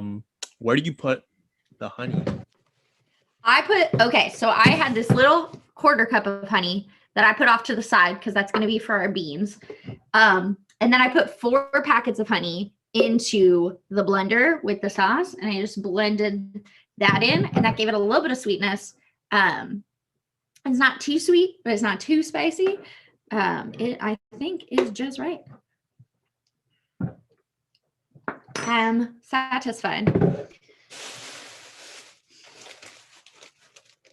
So I'm currently adding in the lemon for the barbecue and the full lemon, right?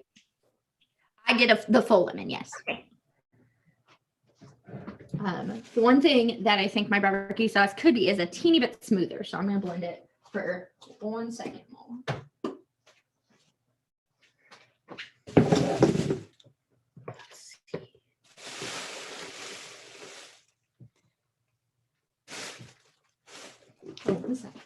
We have a nice little tip from Nakia. You can also put brown sugar in your barbecue sauce to sweeten it. That's what her grandma does. Oh, Hey, Nakia. How much would it be? Like, how would I put brown sugar? You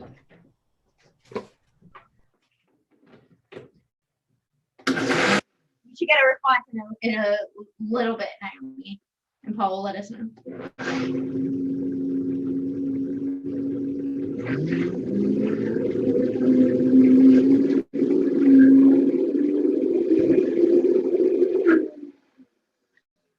All right, let me check on this consistency. Oh, there we go. I love it. I love it. I love it. My spoon graveyard.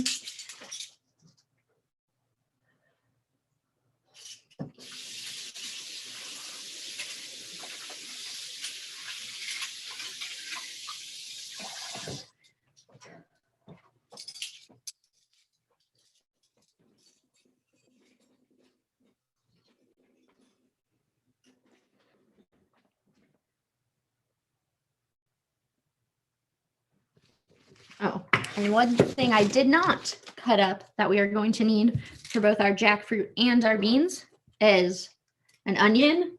I was really avoiding it because I didn't want you to see me cry, but sometimes we got to get vulnerable. Now, I used to never cry cutting onions, and I've tried every tip, and I used to never cry. And then about 4 or 5 years ago, I got a really bad eye infection, and it just really changed my eyes. And now, if I even look at an onion, I start crying. So I'm going to try not to. None of the tips work for me. But, you know, if you have not crying during to cut an onion tip, the one that used to work for me was to leave the root on.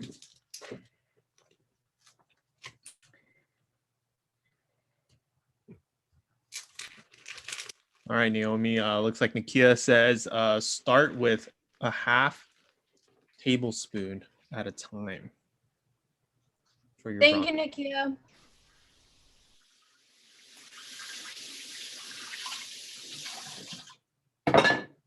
All right. Right off my hands. All right. Now, I'm going to use 3/4 of the onion for, oh, don't do that. 3/4 of the onion for the jackfruit, and then 1/4 for our baked beans. I am just going to slice them.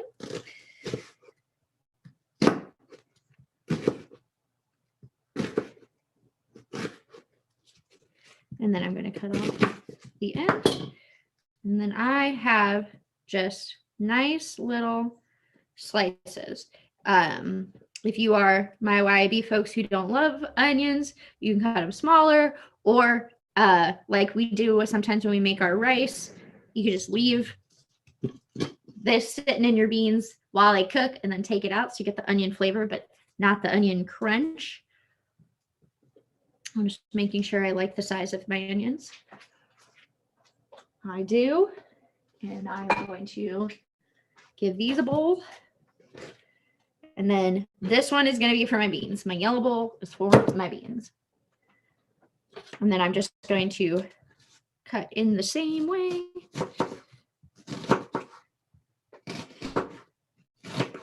All right, we got a couple of comments. Team onion cry is one of the comments. Other ones are just tasted the sauce, hella good. Y'all should bottle it and call it Hope Sauce. And then another one is let the ancestors lead your way.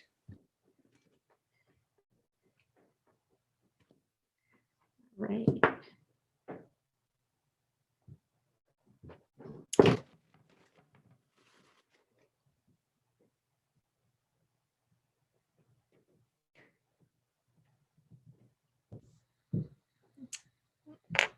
One second.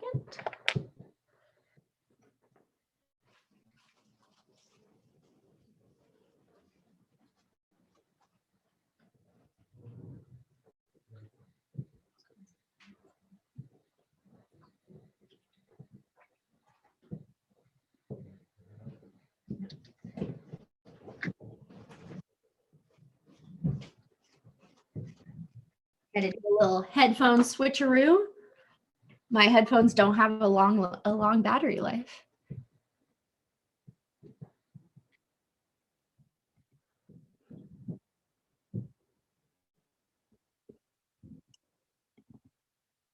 This is how the magic happens. There we go.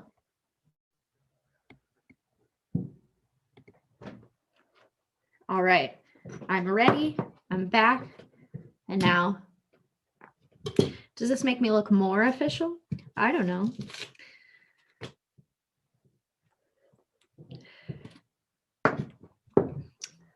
We have another question. What second. do you do with the onions?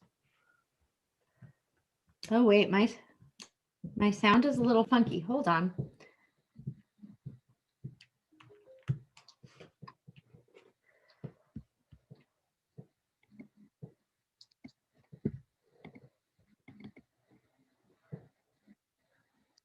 Paul, can I get you to ask the question again?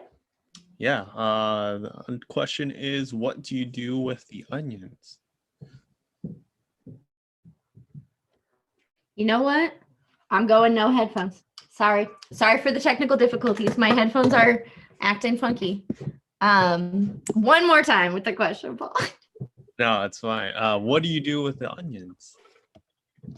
Oh wait, hold on. I'm sorry. They didn't go on. I was really ready with the backup headphones and then they didn't work. Okay. All right. Give me one quick sec.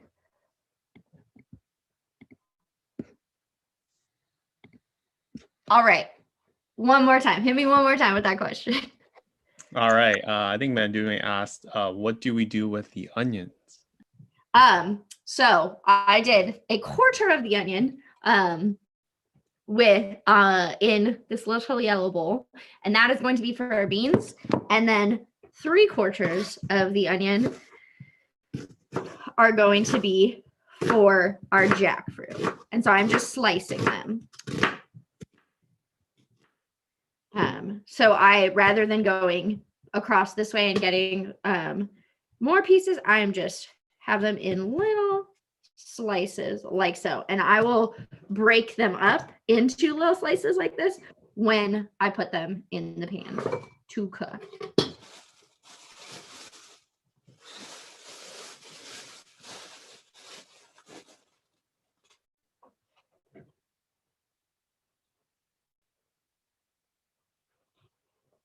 All right, so I'm gonna get one more bowl, and this is going to be for our sauce.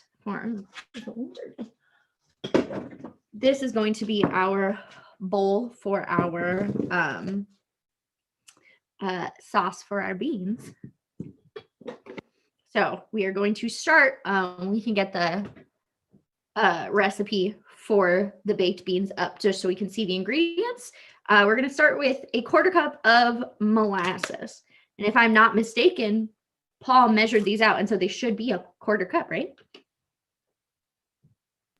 Ooh, they might be a little bit more than a 1/4 cup. Oh, okay. Well, then you might want to measure. I personally don't think exactly a 1/4 cup is all that important. So I am just going to use this cup. This to me is not going to make or break because I'm also not using exactly a 1/4 cup of honey. Now, molasses can get a little sticky in there. So I am just going to scrape it out. And then I'm going to take my 1/4 cup or so of honey. Also making sure that I really, you see how diligently I scrape the bottom of the barrel for the sweet things because I love the sweet things.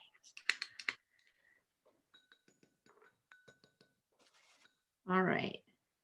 And then we are going to use our other packet of mustard. This one was hard for me to open. So, oh, I got it. Let's not get too excited here. And I'm just going to use, yes. Oh, sorry. Would you recommend me to use all of it or to use twice as much as this? I would use all of it. Do you have 2 kits with you? Or do you have more? Okay. Yeah, I would use both of them. Okay, thank you. All right, I'm really squeezing out that mustard packet, and then I'm going to take maybe 2 packets of my ketchup. I think I saved 3 packets of my ketchup, so I'm just going to use them all. Why not? Why have leftover ketchup when you could not?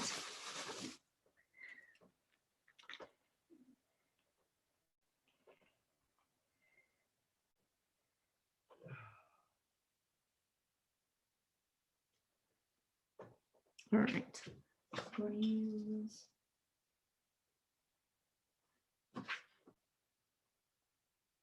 little bit of salt. A little bit of pepper.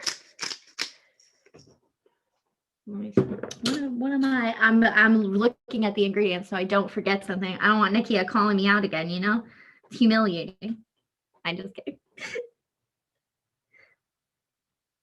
Oh, and then I want a little bit of water. What do I have here? 1/4 cup of water. So I'm just going to use this 1/4 cup that I just had honey in because it's all going in the same place. And then I'm going to take a fork. You could take a whisk, but I think a fork does a good job. And I'm just going to mix that up. It might look a little funky, but I promise it's yummy. Elizabeth, how many honey packets did you use? I used, for this one, I think 6. Thank you. Mm-hmm. All right. You see, the more I whisk, it starts to look a little less funky. All right, now I'm gonna set this aside and we are going to start cooking on the stove. So please hold while I change our angle. We're gonna get a stovetop angle.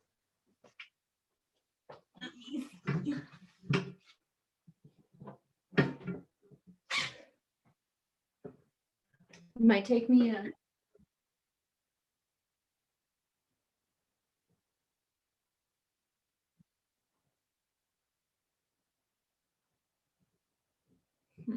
where are we at?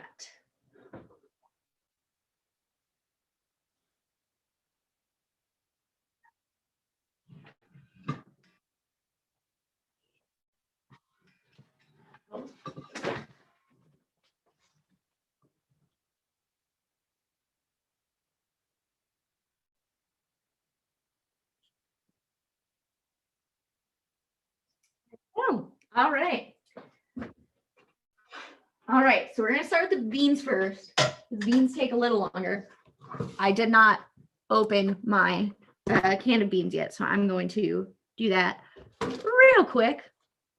I'm making quite a mess over here, so my can opener has gotten lost in the shuffle.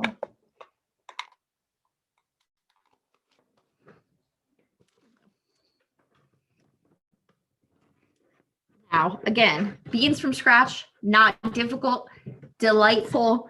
You know, we just only have 3 hours together. So we didn't have time to cook the beans and then have the beans go in with all of the sweet stuffs. Let's see. Oh, I haven't heard from Katsali in a little bit. Katsali, have you had baked beans? Do you like them? I have not had baked beans, so I'm excited to try this out. I feel like this is a fun one. All right, I'm just gonna drain those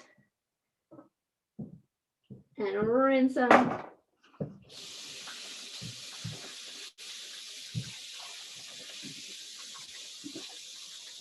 Now these are Great Northern beans, so they're great and they're from the north.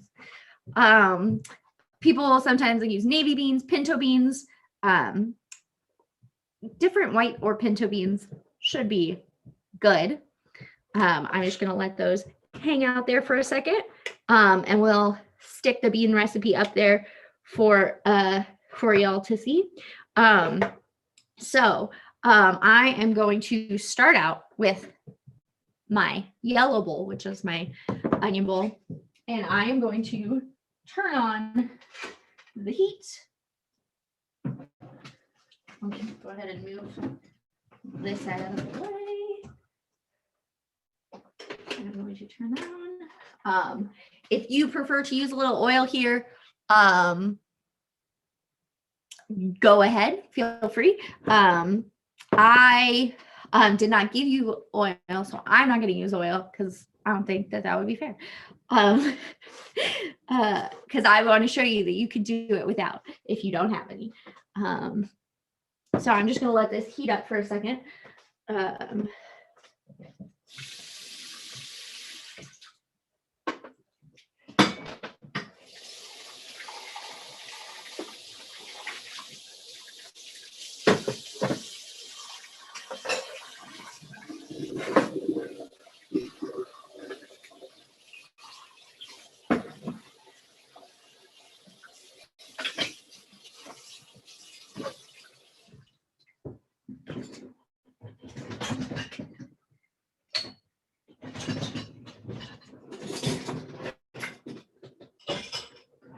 right. Dry off my hands. We're getting a little warm, and I am going to put the onions in. So I'm just gonna the onions. It's maybe not too hot yet, but yeah, if you're gonna add a little splash of oil, go ahead and do that. Heat that up. My pan could be a little hotter, but that's okay. It will heat up. Oh, I hear those onions a sizzling. And I'm excited. Oh, here's my spoon. Now, notice in the recipe how it says when I have onions until they're just cooked, which means you don't want to have them be too cooked because they are going to cook once we put the beans in. They're going to sit here and simmer for 30 to 45 minutes. So they're going to have plenty of time to cook. I'll give them maybe 2 or 3 minutes.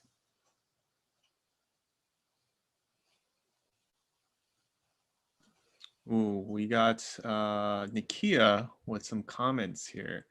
Ooh. Non-cooking related comment. I love your outfit. And then also, and then she also said, okay, so were we supposed to drain the beans? I drained mine. Oh yes, I did drain the beans. I drained and rinsed them, and then they are just chilling here. All right.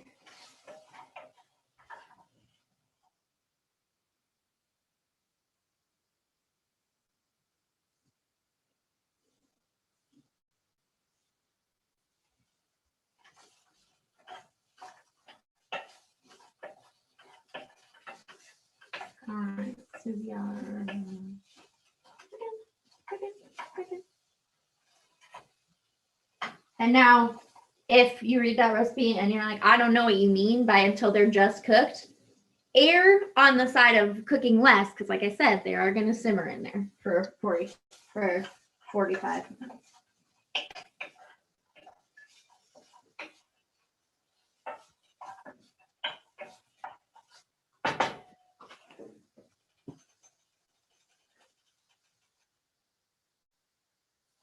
We are about to move in the recipe into step. We're on step 3. We're going to add the beans to the pot in just 1 second. So I think that those are looking pretty cute. And then, as I said before, when we cut the onions, remember how they looked like this and they're all kind of still together? But to avoid crying, I waited until they got in the pan, and now I'm just like hitting them until they fall apart. Technical terms only here for hitting our onions. All right, now I'm going to take the beans from to the beans, and I'm adding the beans, and then we're going to take the sauce.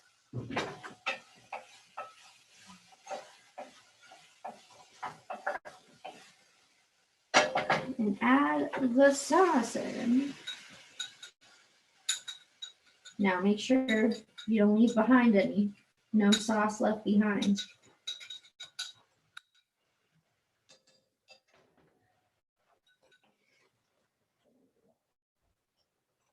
All right.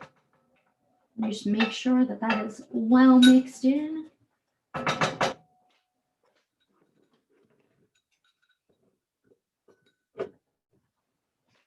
All right, and so I am going to just reduce the heat on that to a little below medium, and I am going to cover that up. Let's see, I did not prepare with a too big.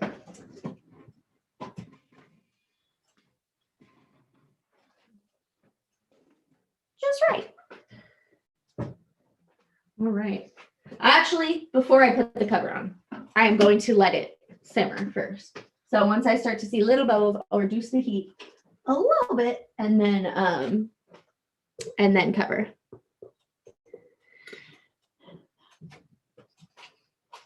And then while I wait for that, since I am also going to cook the jackfruit right now, but I will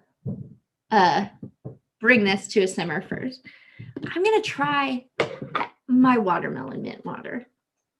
I'm ready. So I'm going to take this glass, pour it in. You can pour it in with some stuff You can also pour through like a little strainer if you don't want the well, I got little mint leaves in here. I think it's fine. Ooh, that's yummy.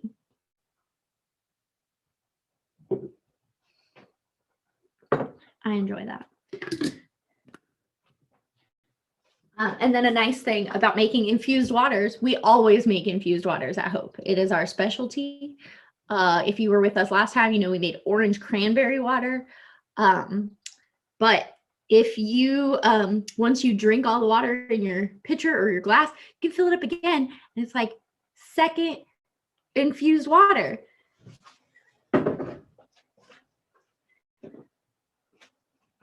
All right, so we're getting a little simmerage here. So I'm going to reduce the heat and I'm going to cover. And now I'm going to simmer for, I'm going to check it at 45 minutes and we'll see. I am going to stir throughout. So I'm going to set a timer for 45 minutes, but I'm going to stir throughout. So let me go ahead and do that. Just because I know sometimes I'm not always a timer setter, but there's a lot going on here. So I want to make sure that we are ready. Here, I'm going to set mine for 40 minutes. All right. And then last, but most definitely not least, we're going to finally cook the jackfruit, the big kahuna. I'm ready. So I'm going to take my jackfruit and I'm going to drain out the water or spill it all over my kitchen.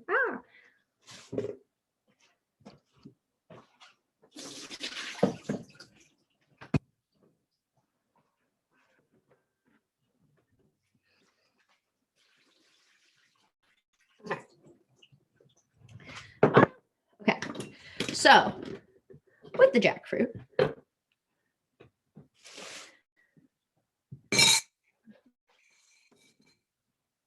what we're going to do here, I'm going to hold this up because now my other camera is back here watching the cooking. But what we're going to do is we have our little jackfruit pieces. On the bottom, they vary because they are just roughly chopped and put in a can. But at the bottom, you'll notice that there is a kind of a tough core. I'm going to go ahead and cut that off. It's perfectly edible. It just makes it, because for our jackfruit sliders, we want them to shred.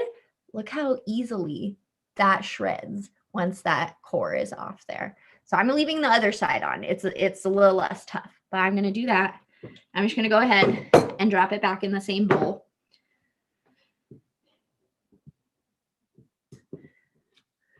And then I will do that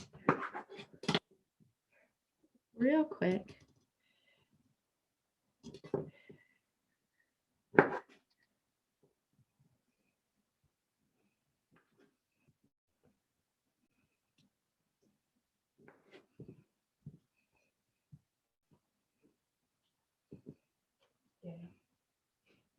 Would you like to smell? Would you like to smell? Oh, yeah.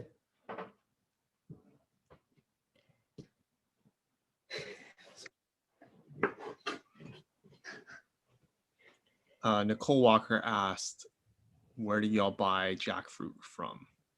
So I got this jackfruit at Trader Joe's. A lot of Asian markets will have jackfruit as well. And then that's where you're more likely to find jackfruit in water. I would say if you can find jackfruit in water, that's the best option. Jackfruit in brine would be your second choice. I would not cook a savory dish with jackfruit that's in syrup.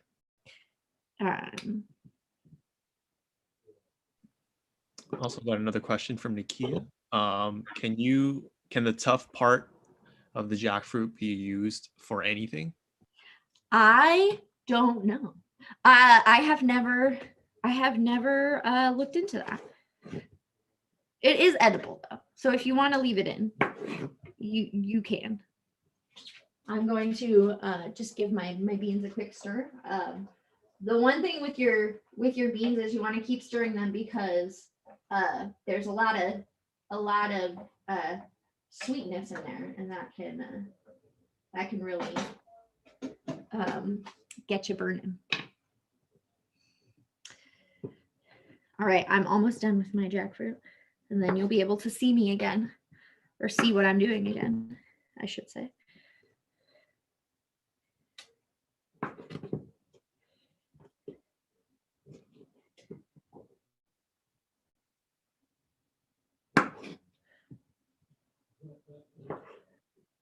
All right.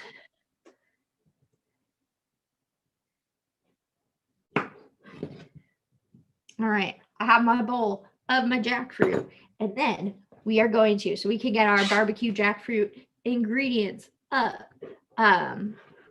We are going to, what are we on here? We're on our skillet. So I'm going to make sure that that's a good, here's my skillet.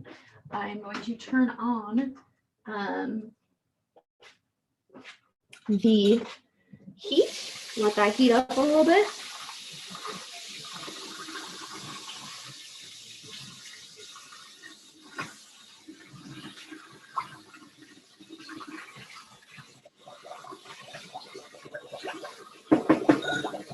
Here you can add a little bit of oil to heat up again. We're going to start with the onions again. So in lieu of oil, I'm just going to chop a teensy bit of water. We are going to use a little bit of water in this as well once we add the barbecue sauce, just to thin it out a little bit.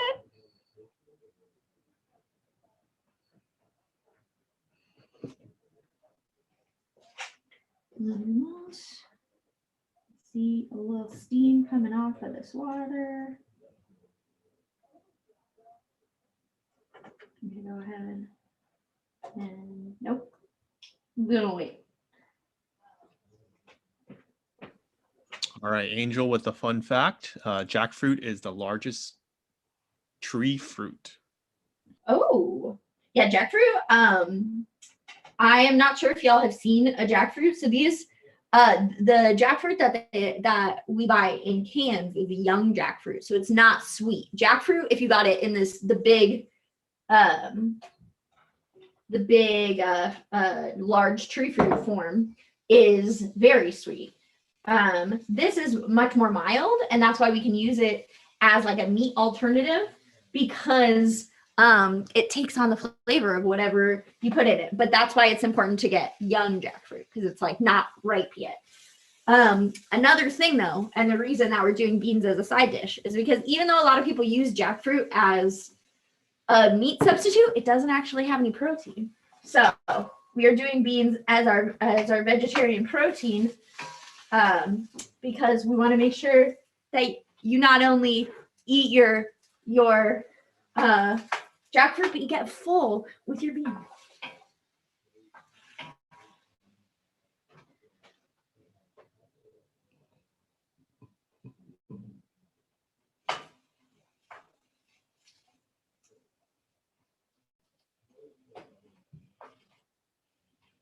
Now I'm doing the old cooking technique known as breaking up my onion clusters. If Guy Fieri was here, I'm sure he would really approve of my method.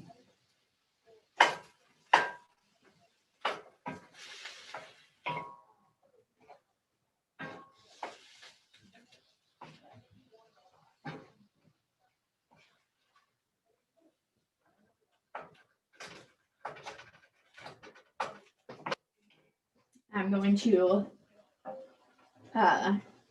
stir my beans once again.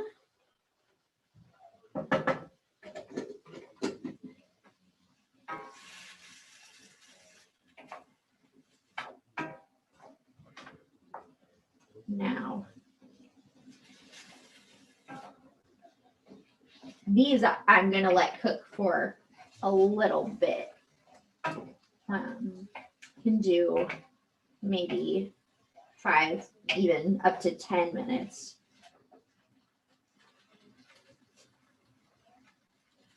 Here we have this quite big chunk of onion that I didn't quite cut, but it's okay.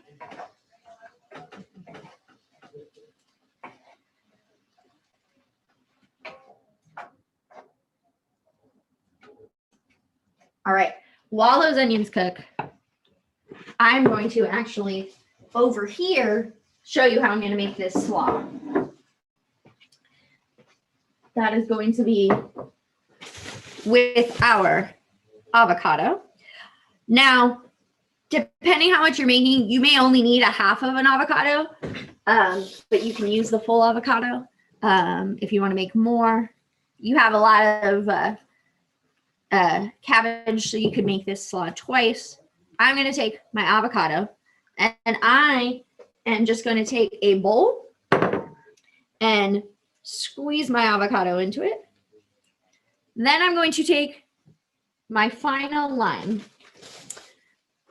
which is lost on my counter. Oh no. Oh, here we go. My final lime.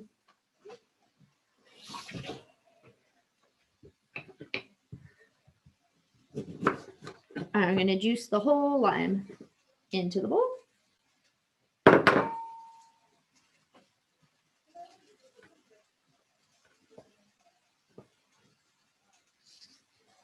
Okay. Now, if it makes more sense for you to do one thing at a time and not be cooking your onions and your beans while you're also doing your slaw, that's fine. Elizabeth, once the onions kind of like brown, do you add the jackfruit? I will add it probably after like maybe 8 to 10 minutes. Okay. So yeah, once it starts to get a little brown, then you can add the jackfruit. Okay, so I have my bowl of avocado. I'm going to switch over here. So maybe, can you see it over here? Yeah. I'm going to add a little bit of salt, a little bit of pepper, and I'm going to take a fork and just mash, mash, mash.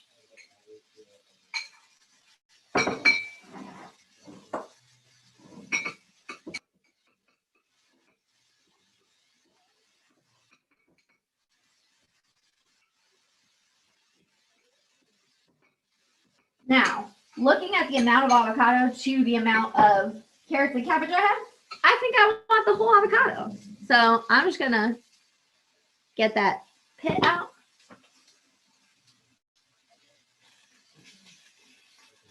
Give my beans one more, or my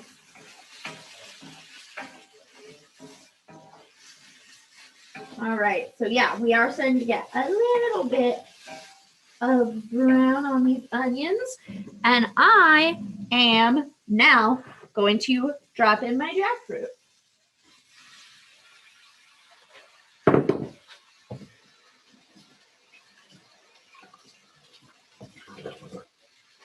All right, and now with the jackfruit, I'm going to go about 5 minutes. Just make sure it's all mixed in there.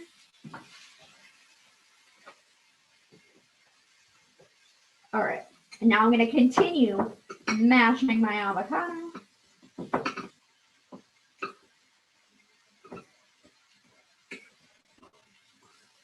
Now you could use a whisk for this. It starts to look not too cute. Here, I'll show you a close-up. It's not the cutest thing, but it tastes good. So since I added more avocado, I actually think I'm going to add a teensy bit more salt. And then I'm going to pour the avocado mixture onto my slaw mixture. And I maybe didn't choose the best bowl for this, but we're going to mix it.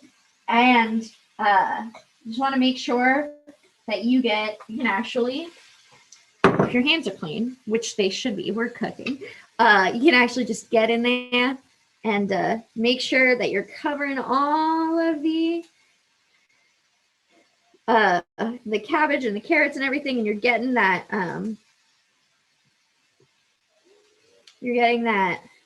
avocado really in there. Let me see what I'm doing there. I'm just mixing it with my hands because I think that's why we have hands. I'm really going to turn my whole kitchen purple with this. All right, and I see I have some extra avocado in there. We really just get every last bit.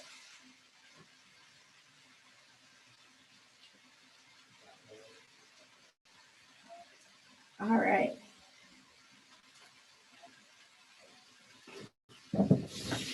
All right, now I gotta come back over here.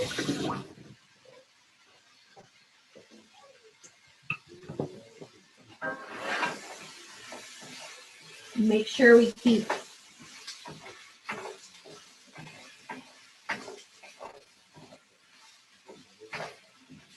going here. Gonna give my beans a little stir. See how much that sauce is kind of going away. Cooking down. I'm gonna go back here. All right, so we could get that the jackfruit recipe up again. I am bouncing between a lot of things, but remember, you can pause, you can go back, you can go forward, whatever you need. So I am going to next take half of our barbecue sauce. I still have mine in the blender. So I'm just gonna eyeball this. Feel free to measure. I just like to have barbecue sauce left over at the end to put extra on the top. So I'm gonna take half of my barbecue sauce.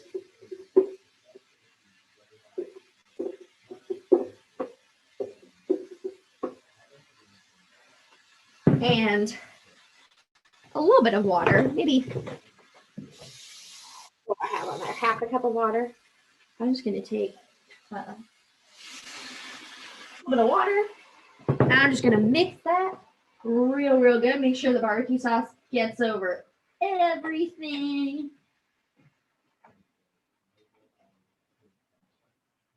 And then as it cooks, you're gonna want to just start shredding the jackfruit. So then it looks like just a little bit, and then you get a little bit more just because it starts to shred really nicely.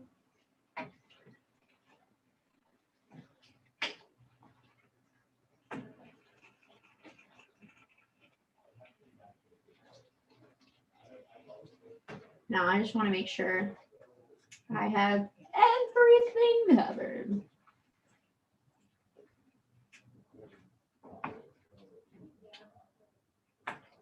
And now, Paul, if you could have our prize person, Asia, join us on the call. We're going to start prizes in a second, so I want to make sure we are ready.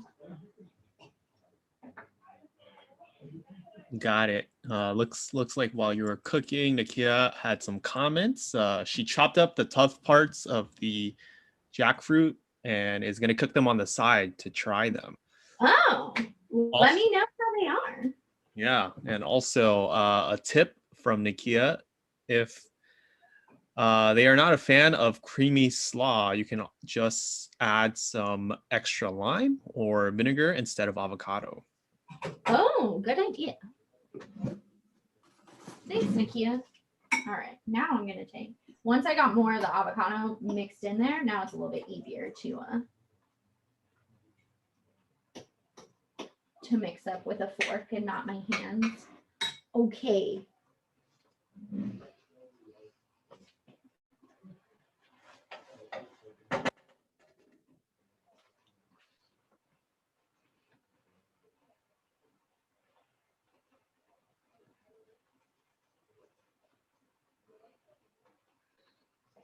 All right.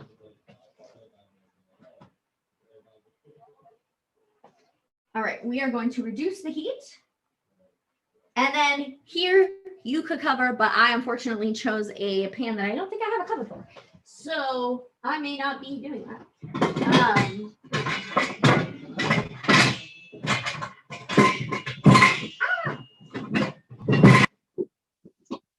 Let's see. Nope, I think that's the biggest that I have. So I will not be covering it, but by all means, please cover yours. But no, I made this a week ago and I don't believe that I covered it. And I think everything was fine. All right. Now, let me give my beans. Oh, my beans are really cooking quickly. I'm gonna actually turn that heat way down because we don't have a whole lot of sauce left in there.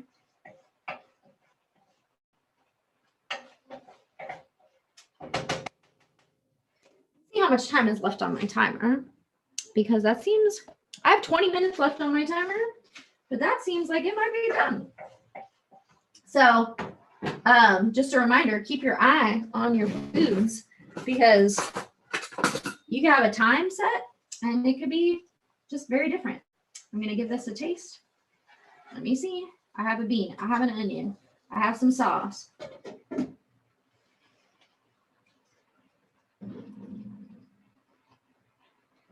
Probably use a little bit longer, but I have taken the heat way down.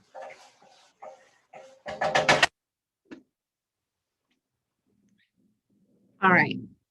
And now, as you all continue cooking, I am going to move to get the prizes and hype them up. Throughout this, I will keep stirring everything.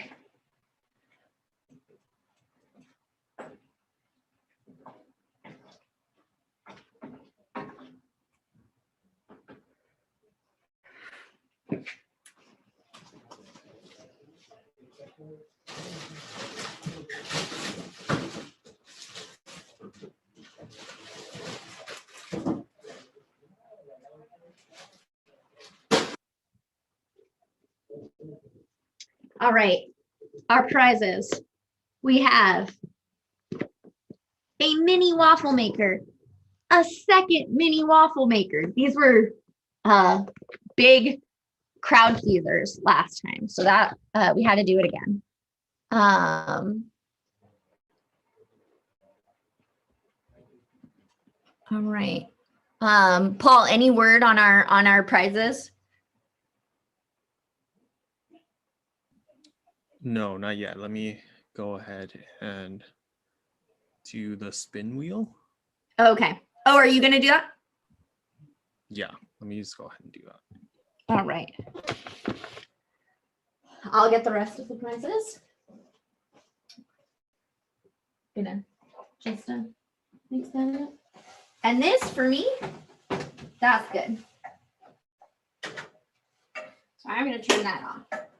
These are my beans. I'm gonna show you my beans. When the sauce has really cooked down and there's not much left in it, you don't want to keep it on the heat because then it's gonna burn.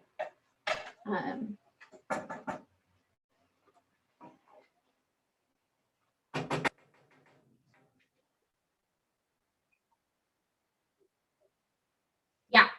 Here, I'm gonna show the beans up here.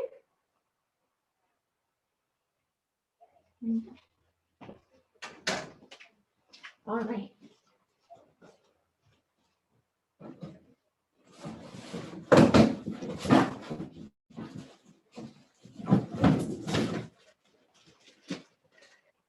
Prize number 2, this picnic basket. Okay, so I have not opened this because I want it to get to you in its new and wonderful condition. But inside the picnic basket, there are plates and cups and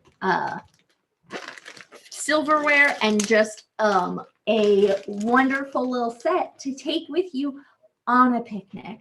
I want to win this one, but I can't.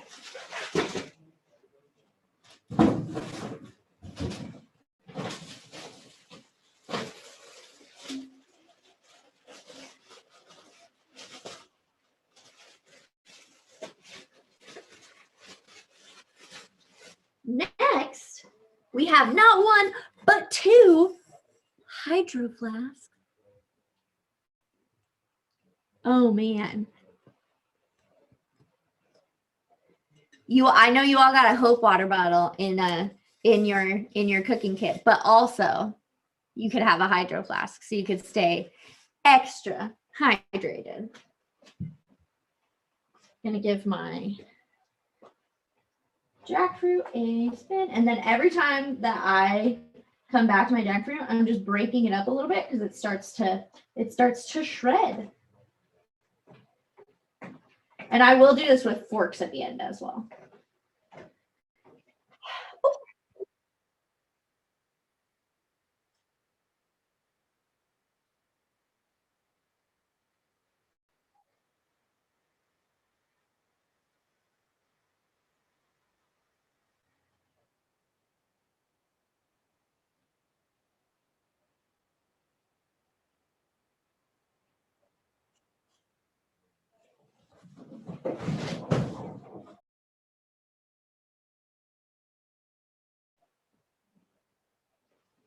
This is going to be difficult to show on camera, but look at this. Perfect for summer. You have your picnic basket, or you have your giant cooler. It's not that big. It's actually quite a respectable size cooler. But I think it's great. It has a little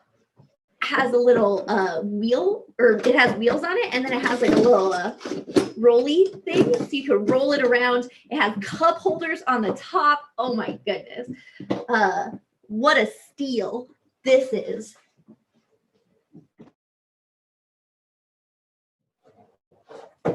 Last but most definitely not least, we have an air fryer. This is a little air fryer. I personally have one of these in my home and love it.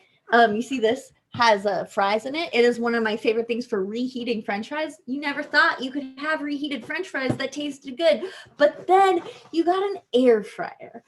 Wow. All right. So we are going to get started with the spinning the wheel. If Paul is ready, I'll wait till Paul is ready. Yes, I'm ready. All right. So Paul has a wheel off screen. Because we're doing this on YouTube Live, it's not those of you that have, I mean, those of you, I'm sure by this point, everybody's had a million Zoom meetings, and we can share our screen. This is a little different. So Paul is going to read these out, and then we're going to have another screen where the winners' names are going to pop up. All right. So the first prize, we're going to go for the first mini waffle maker. All right, Paul, are you ready? Yep. Spin that wheel. All right. The first winner is Katrina Alexander. Katrina Alexander, you won a mini waffle maker. All right. So if you win a prize, you are going to email Elizabeth at hopecollaborative.net and tell me your address, and I will either mail it to you or I will arrange a time to drop it off, because I don't really want to mail the giant cooler, but I might mail you a waffle maker.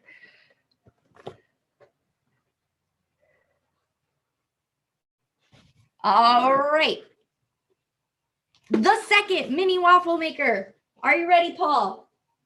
Yep. Spin that wheel. All right. The second winner is Maria Montes. Maria Montes, you've won a mini waffle maker. All right. Remember, Elizabeth at hopecollaborative.net. I'm hoping that either Paul or Nakia can drop in the chat for me that email address. Send me an email, and we will get that to you. I'm going to take a quick break to make sure that my jackfruit is still a-cooking. All right, next we're going to move on to the hydro flasks. There's not one, but two. All right, Paul, are you ready? Yep. Spin that wheel. The next winner is Tanisha Cannon. Oh, Tanisha, you win a hydro flask. Very exciting. And it comes in like this little bag. That's kind of exciting to me too. I'm like, I've never had a bag for my water bottle. All right, the second Hydro Flask. All right, spinning. The next winner of the Hydro Flask is Cindy Walker. Cindy Walker, you've won a Hydro Flask. I'm very excited. All right, next, we are moving on to the picnic basket full of goodies.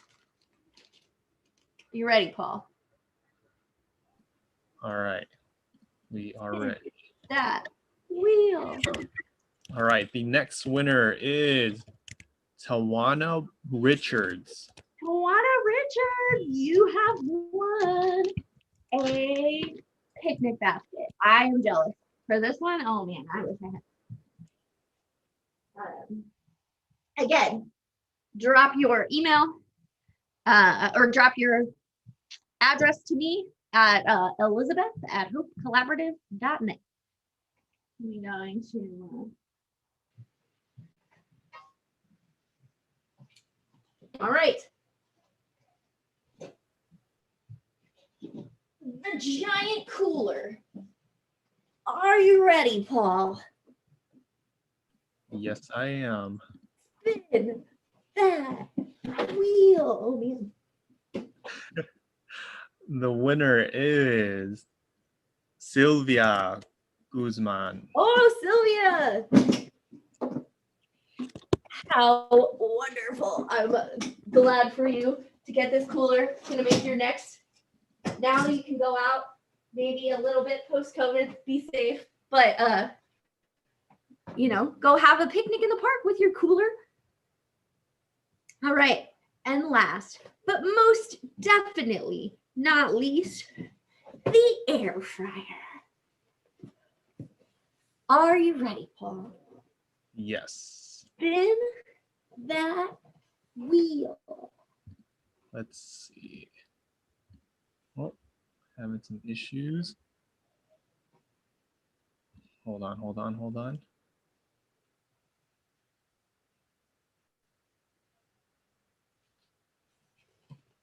Oh, sorry. Taking some time. It's okay. We're coming up, like the winners are coming up late. To stir the jackfruit. The winner is Tasha. Tasha, you have won an air fryer. Tasha Standifer. Ooh! Oh my goodness. I hope that you enjoy your reheated fries and other delicious goods. I also make great Brussels sprouts in this too. There are so many. I think this probably comes with some suggestions. I'm excited for you. All right. That is our prizes, everybody.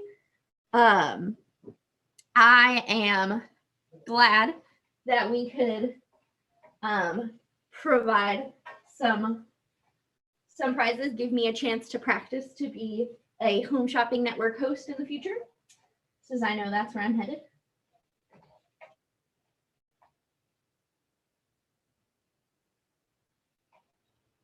All right, now I'm just going to continue.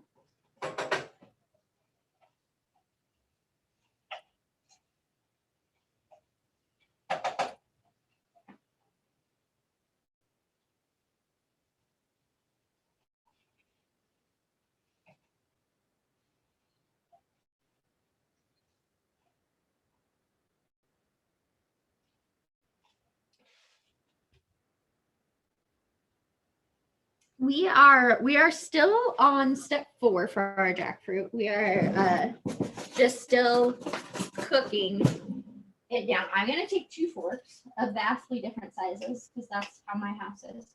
And I'm just going to shred a little bit of the jackfruit so that even on these inside parts, we still get.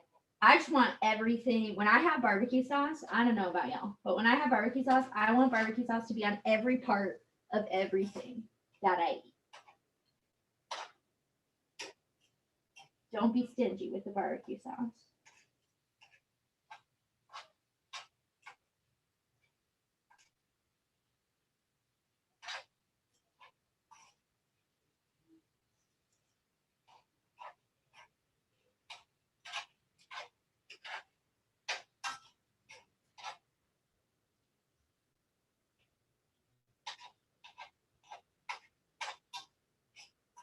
All right.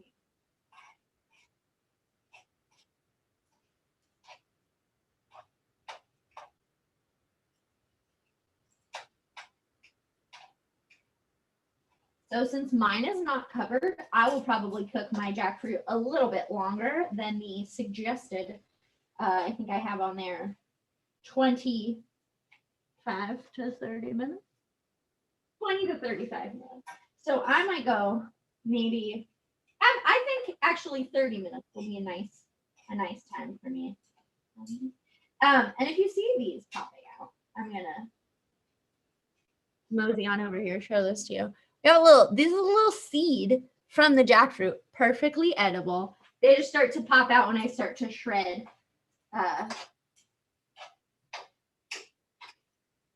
Shred the jackfruit.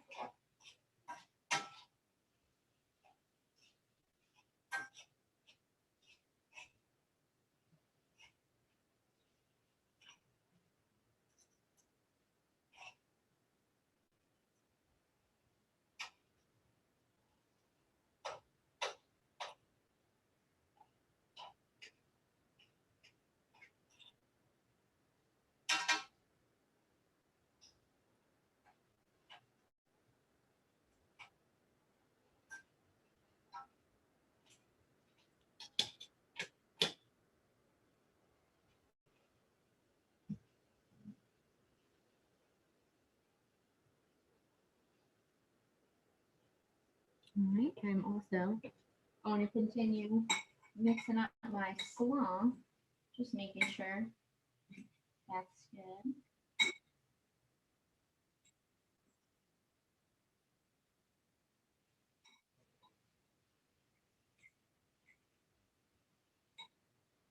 I want to give that a taste. You know what that tastes like. I'm pleased.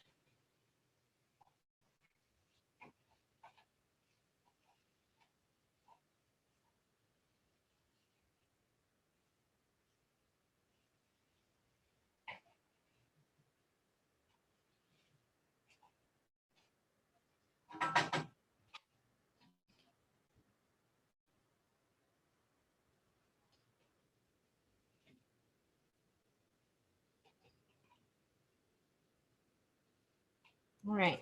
So the last thing that I'm going to do, and you can do this in whatever way suits your fancy, but for serving, I have these little gluten-free buns for my sliders.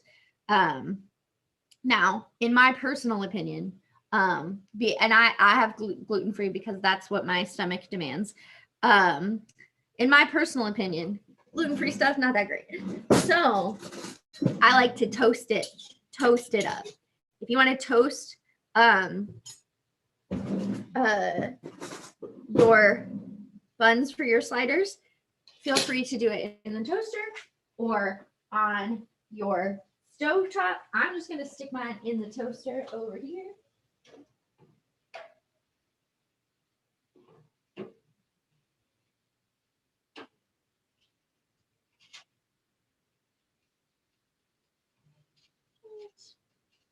Just a little bit.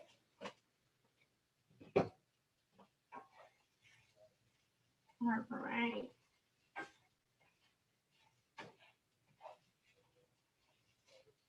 So what I'm going to do now is I'm going to pour in the rest of the barbecue sauce.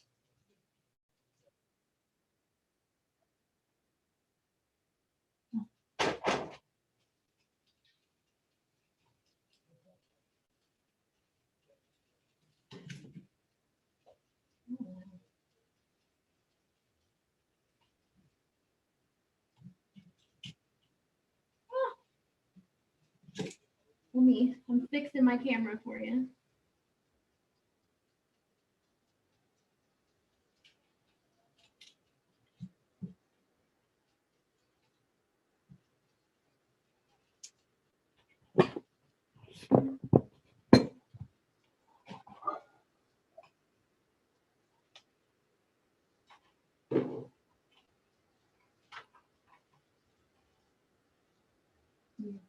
Making sure I didn't mess up the angle on the camera. There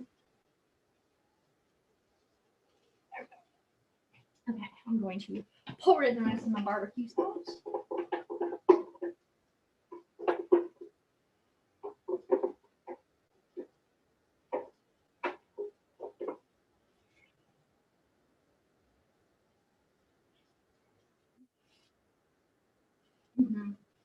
We're on step number 5 for the jackfruit. Pouring that sauce in.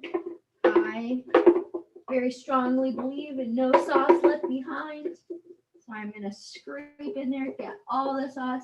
You can save some of the sauce to put on top when you're serving. I'm just going to put it on.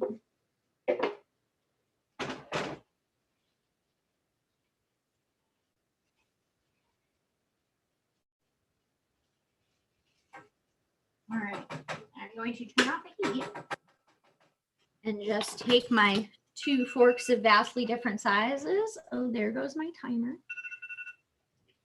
And shred, shred, shred. I'm going to remove it from the heat. Actually, I'll move it over here.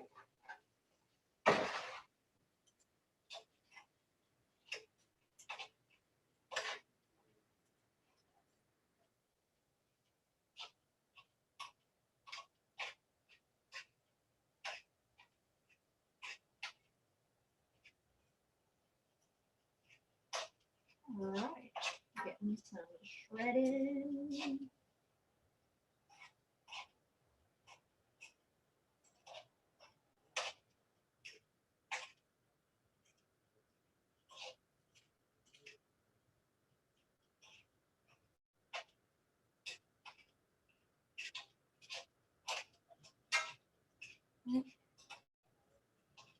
Look how well that shreds.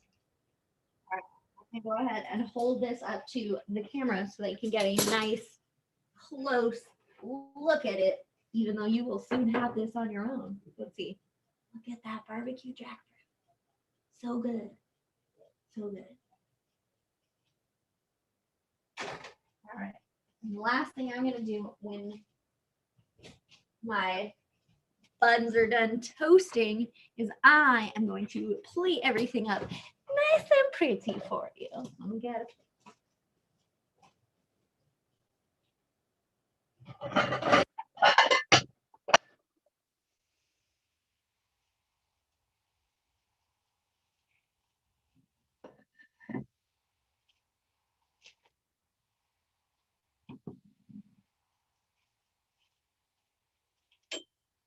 All right.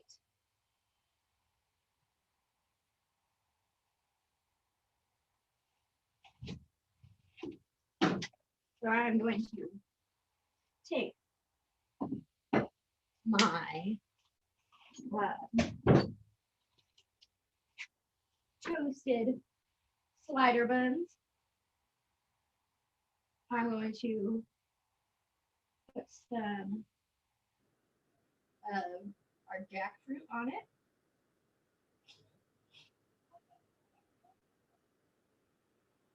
I'm also going to put some of our slaw on there.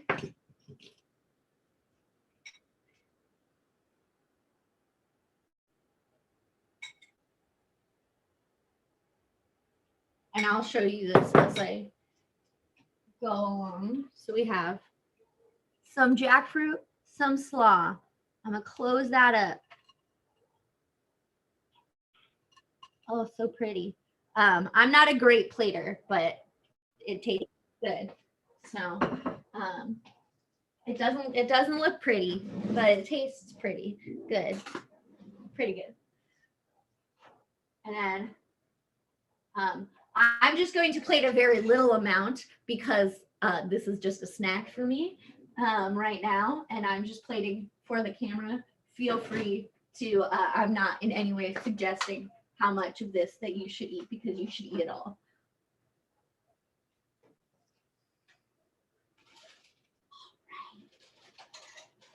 Look at that. We have our beans, we have our slider, and let us not forget our soup. Let me find a bowl.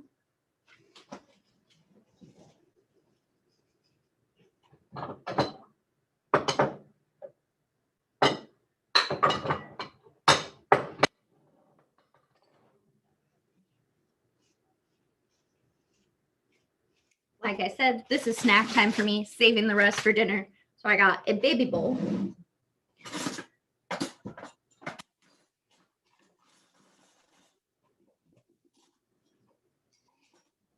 I have a ladle. Make sure that's mixed in real well. Drop it in there.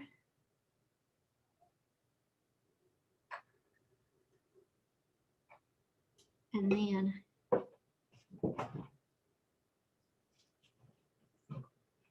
for your garnish, if I was going to serve this right now, I would just dump the whole garnish in there. Since I'm going to serve it in a little bit, I'm actually just going to sprinkle a little bit of the garnish on my personal little bowl. But I'm going to save most of it for when I serve it later.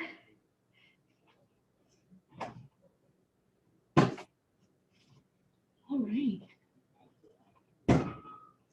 And there we have it, folks.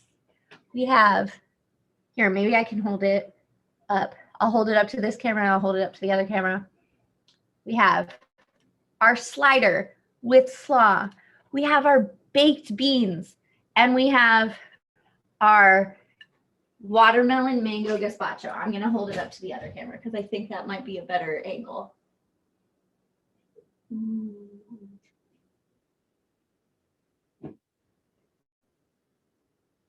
All right.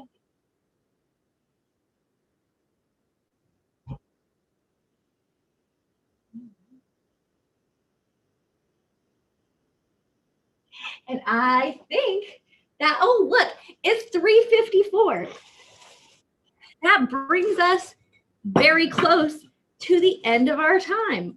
You know, we have 6 minutes left, but I want to thank all of y'all for joining us. I really hope that you enjoy this meal and get to enjoy it with some people that you love.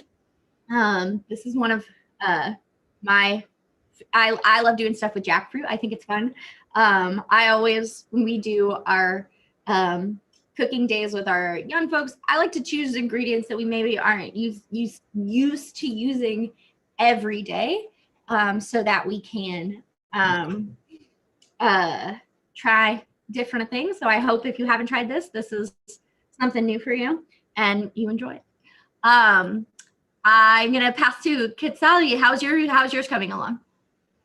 It's good. I just took some let me see it. What's it to me? There. I kind of did it like a little deconstructed. Ooh. And with like a different bread because my mom wanted it on toast instead. So then here's also the gazpacho. And I took some of the green onion and I also, like, for the toppings and all that, instead of putting it all into the gazpacho in the blender and all that. So yeah, and I'll send you the pictures. So I just took like a lot of pictures of it. Awesome. Thanks, Kelly. Naomi, how's yours coming? So I had a few setbacks, and also because I'm making double, but right now I'm cooking the beans, and then I'll be doing the jackfruit. Okay, awesome. Is everything looking good so far? Yeah, I was able to fix something I messed up in, and it's really good. Yeah, I'm glad. The thing I like about, especially I think with cooking vegetarian recipes, it's really hard to completely mess things up because you can come back from any setbacks, like you said. Yeah, I just noticed. Yeah, you really can. All right. All right, and we have some comments from folks. Nikia says, my family is going to have to eat this outside. It's so perfect and summery. Let's see. Naya says, can't wait to try everything. Kanita says, this is fun, y'all. My barbecue sauce is so spicy. I underestimated those peppers. Someone is gonna cry. So delicious though. I personally like it spicy. Me too. Oh my goodness.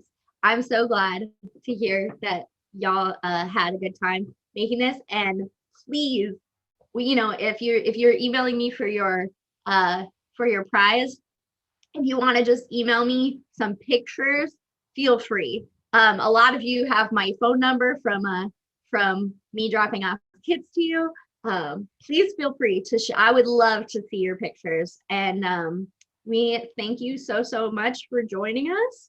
And hopefully someday soon we will be back in person and you could come cook with us in person.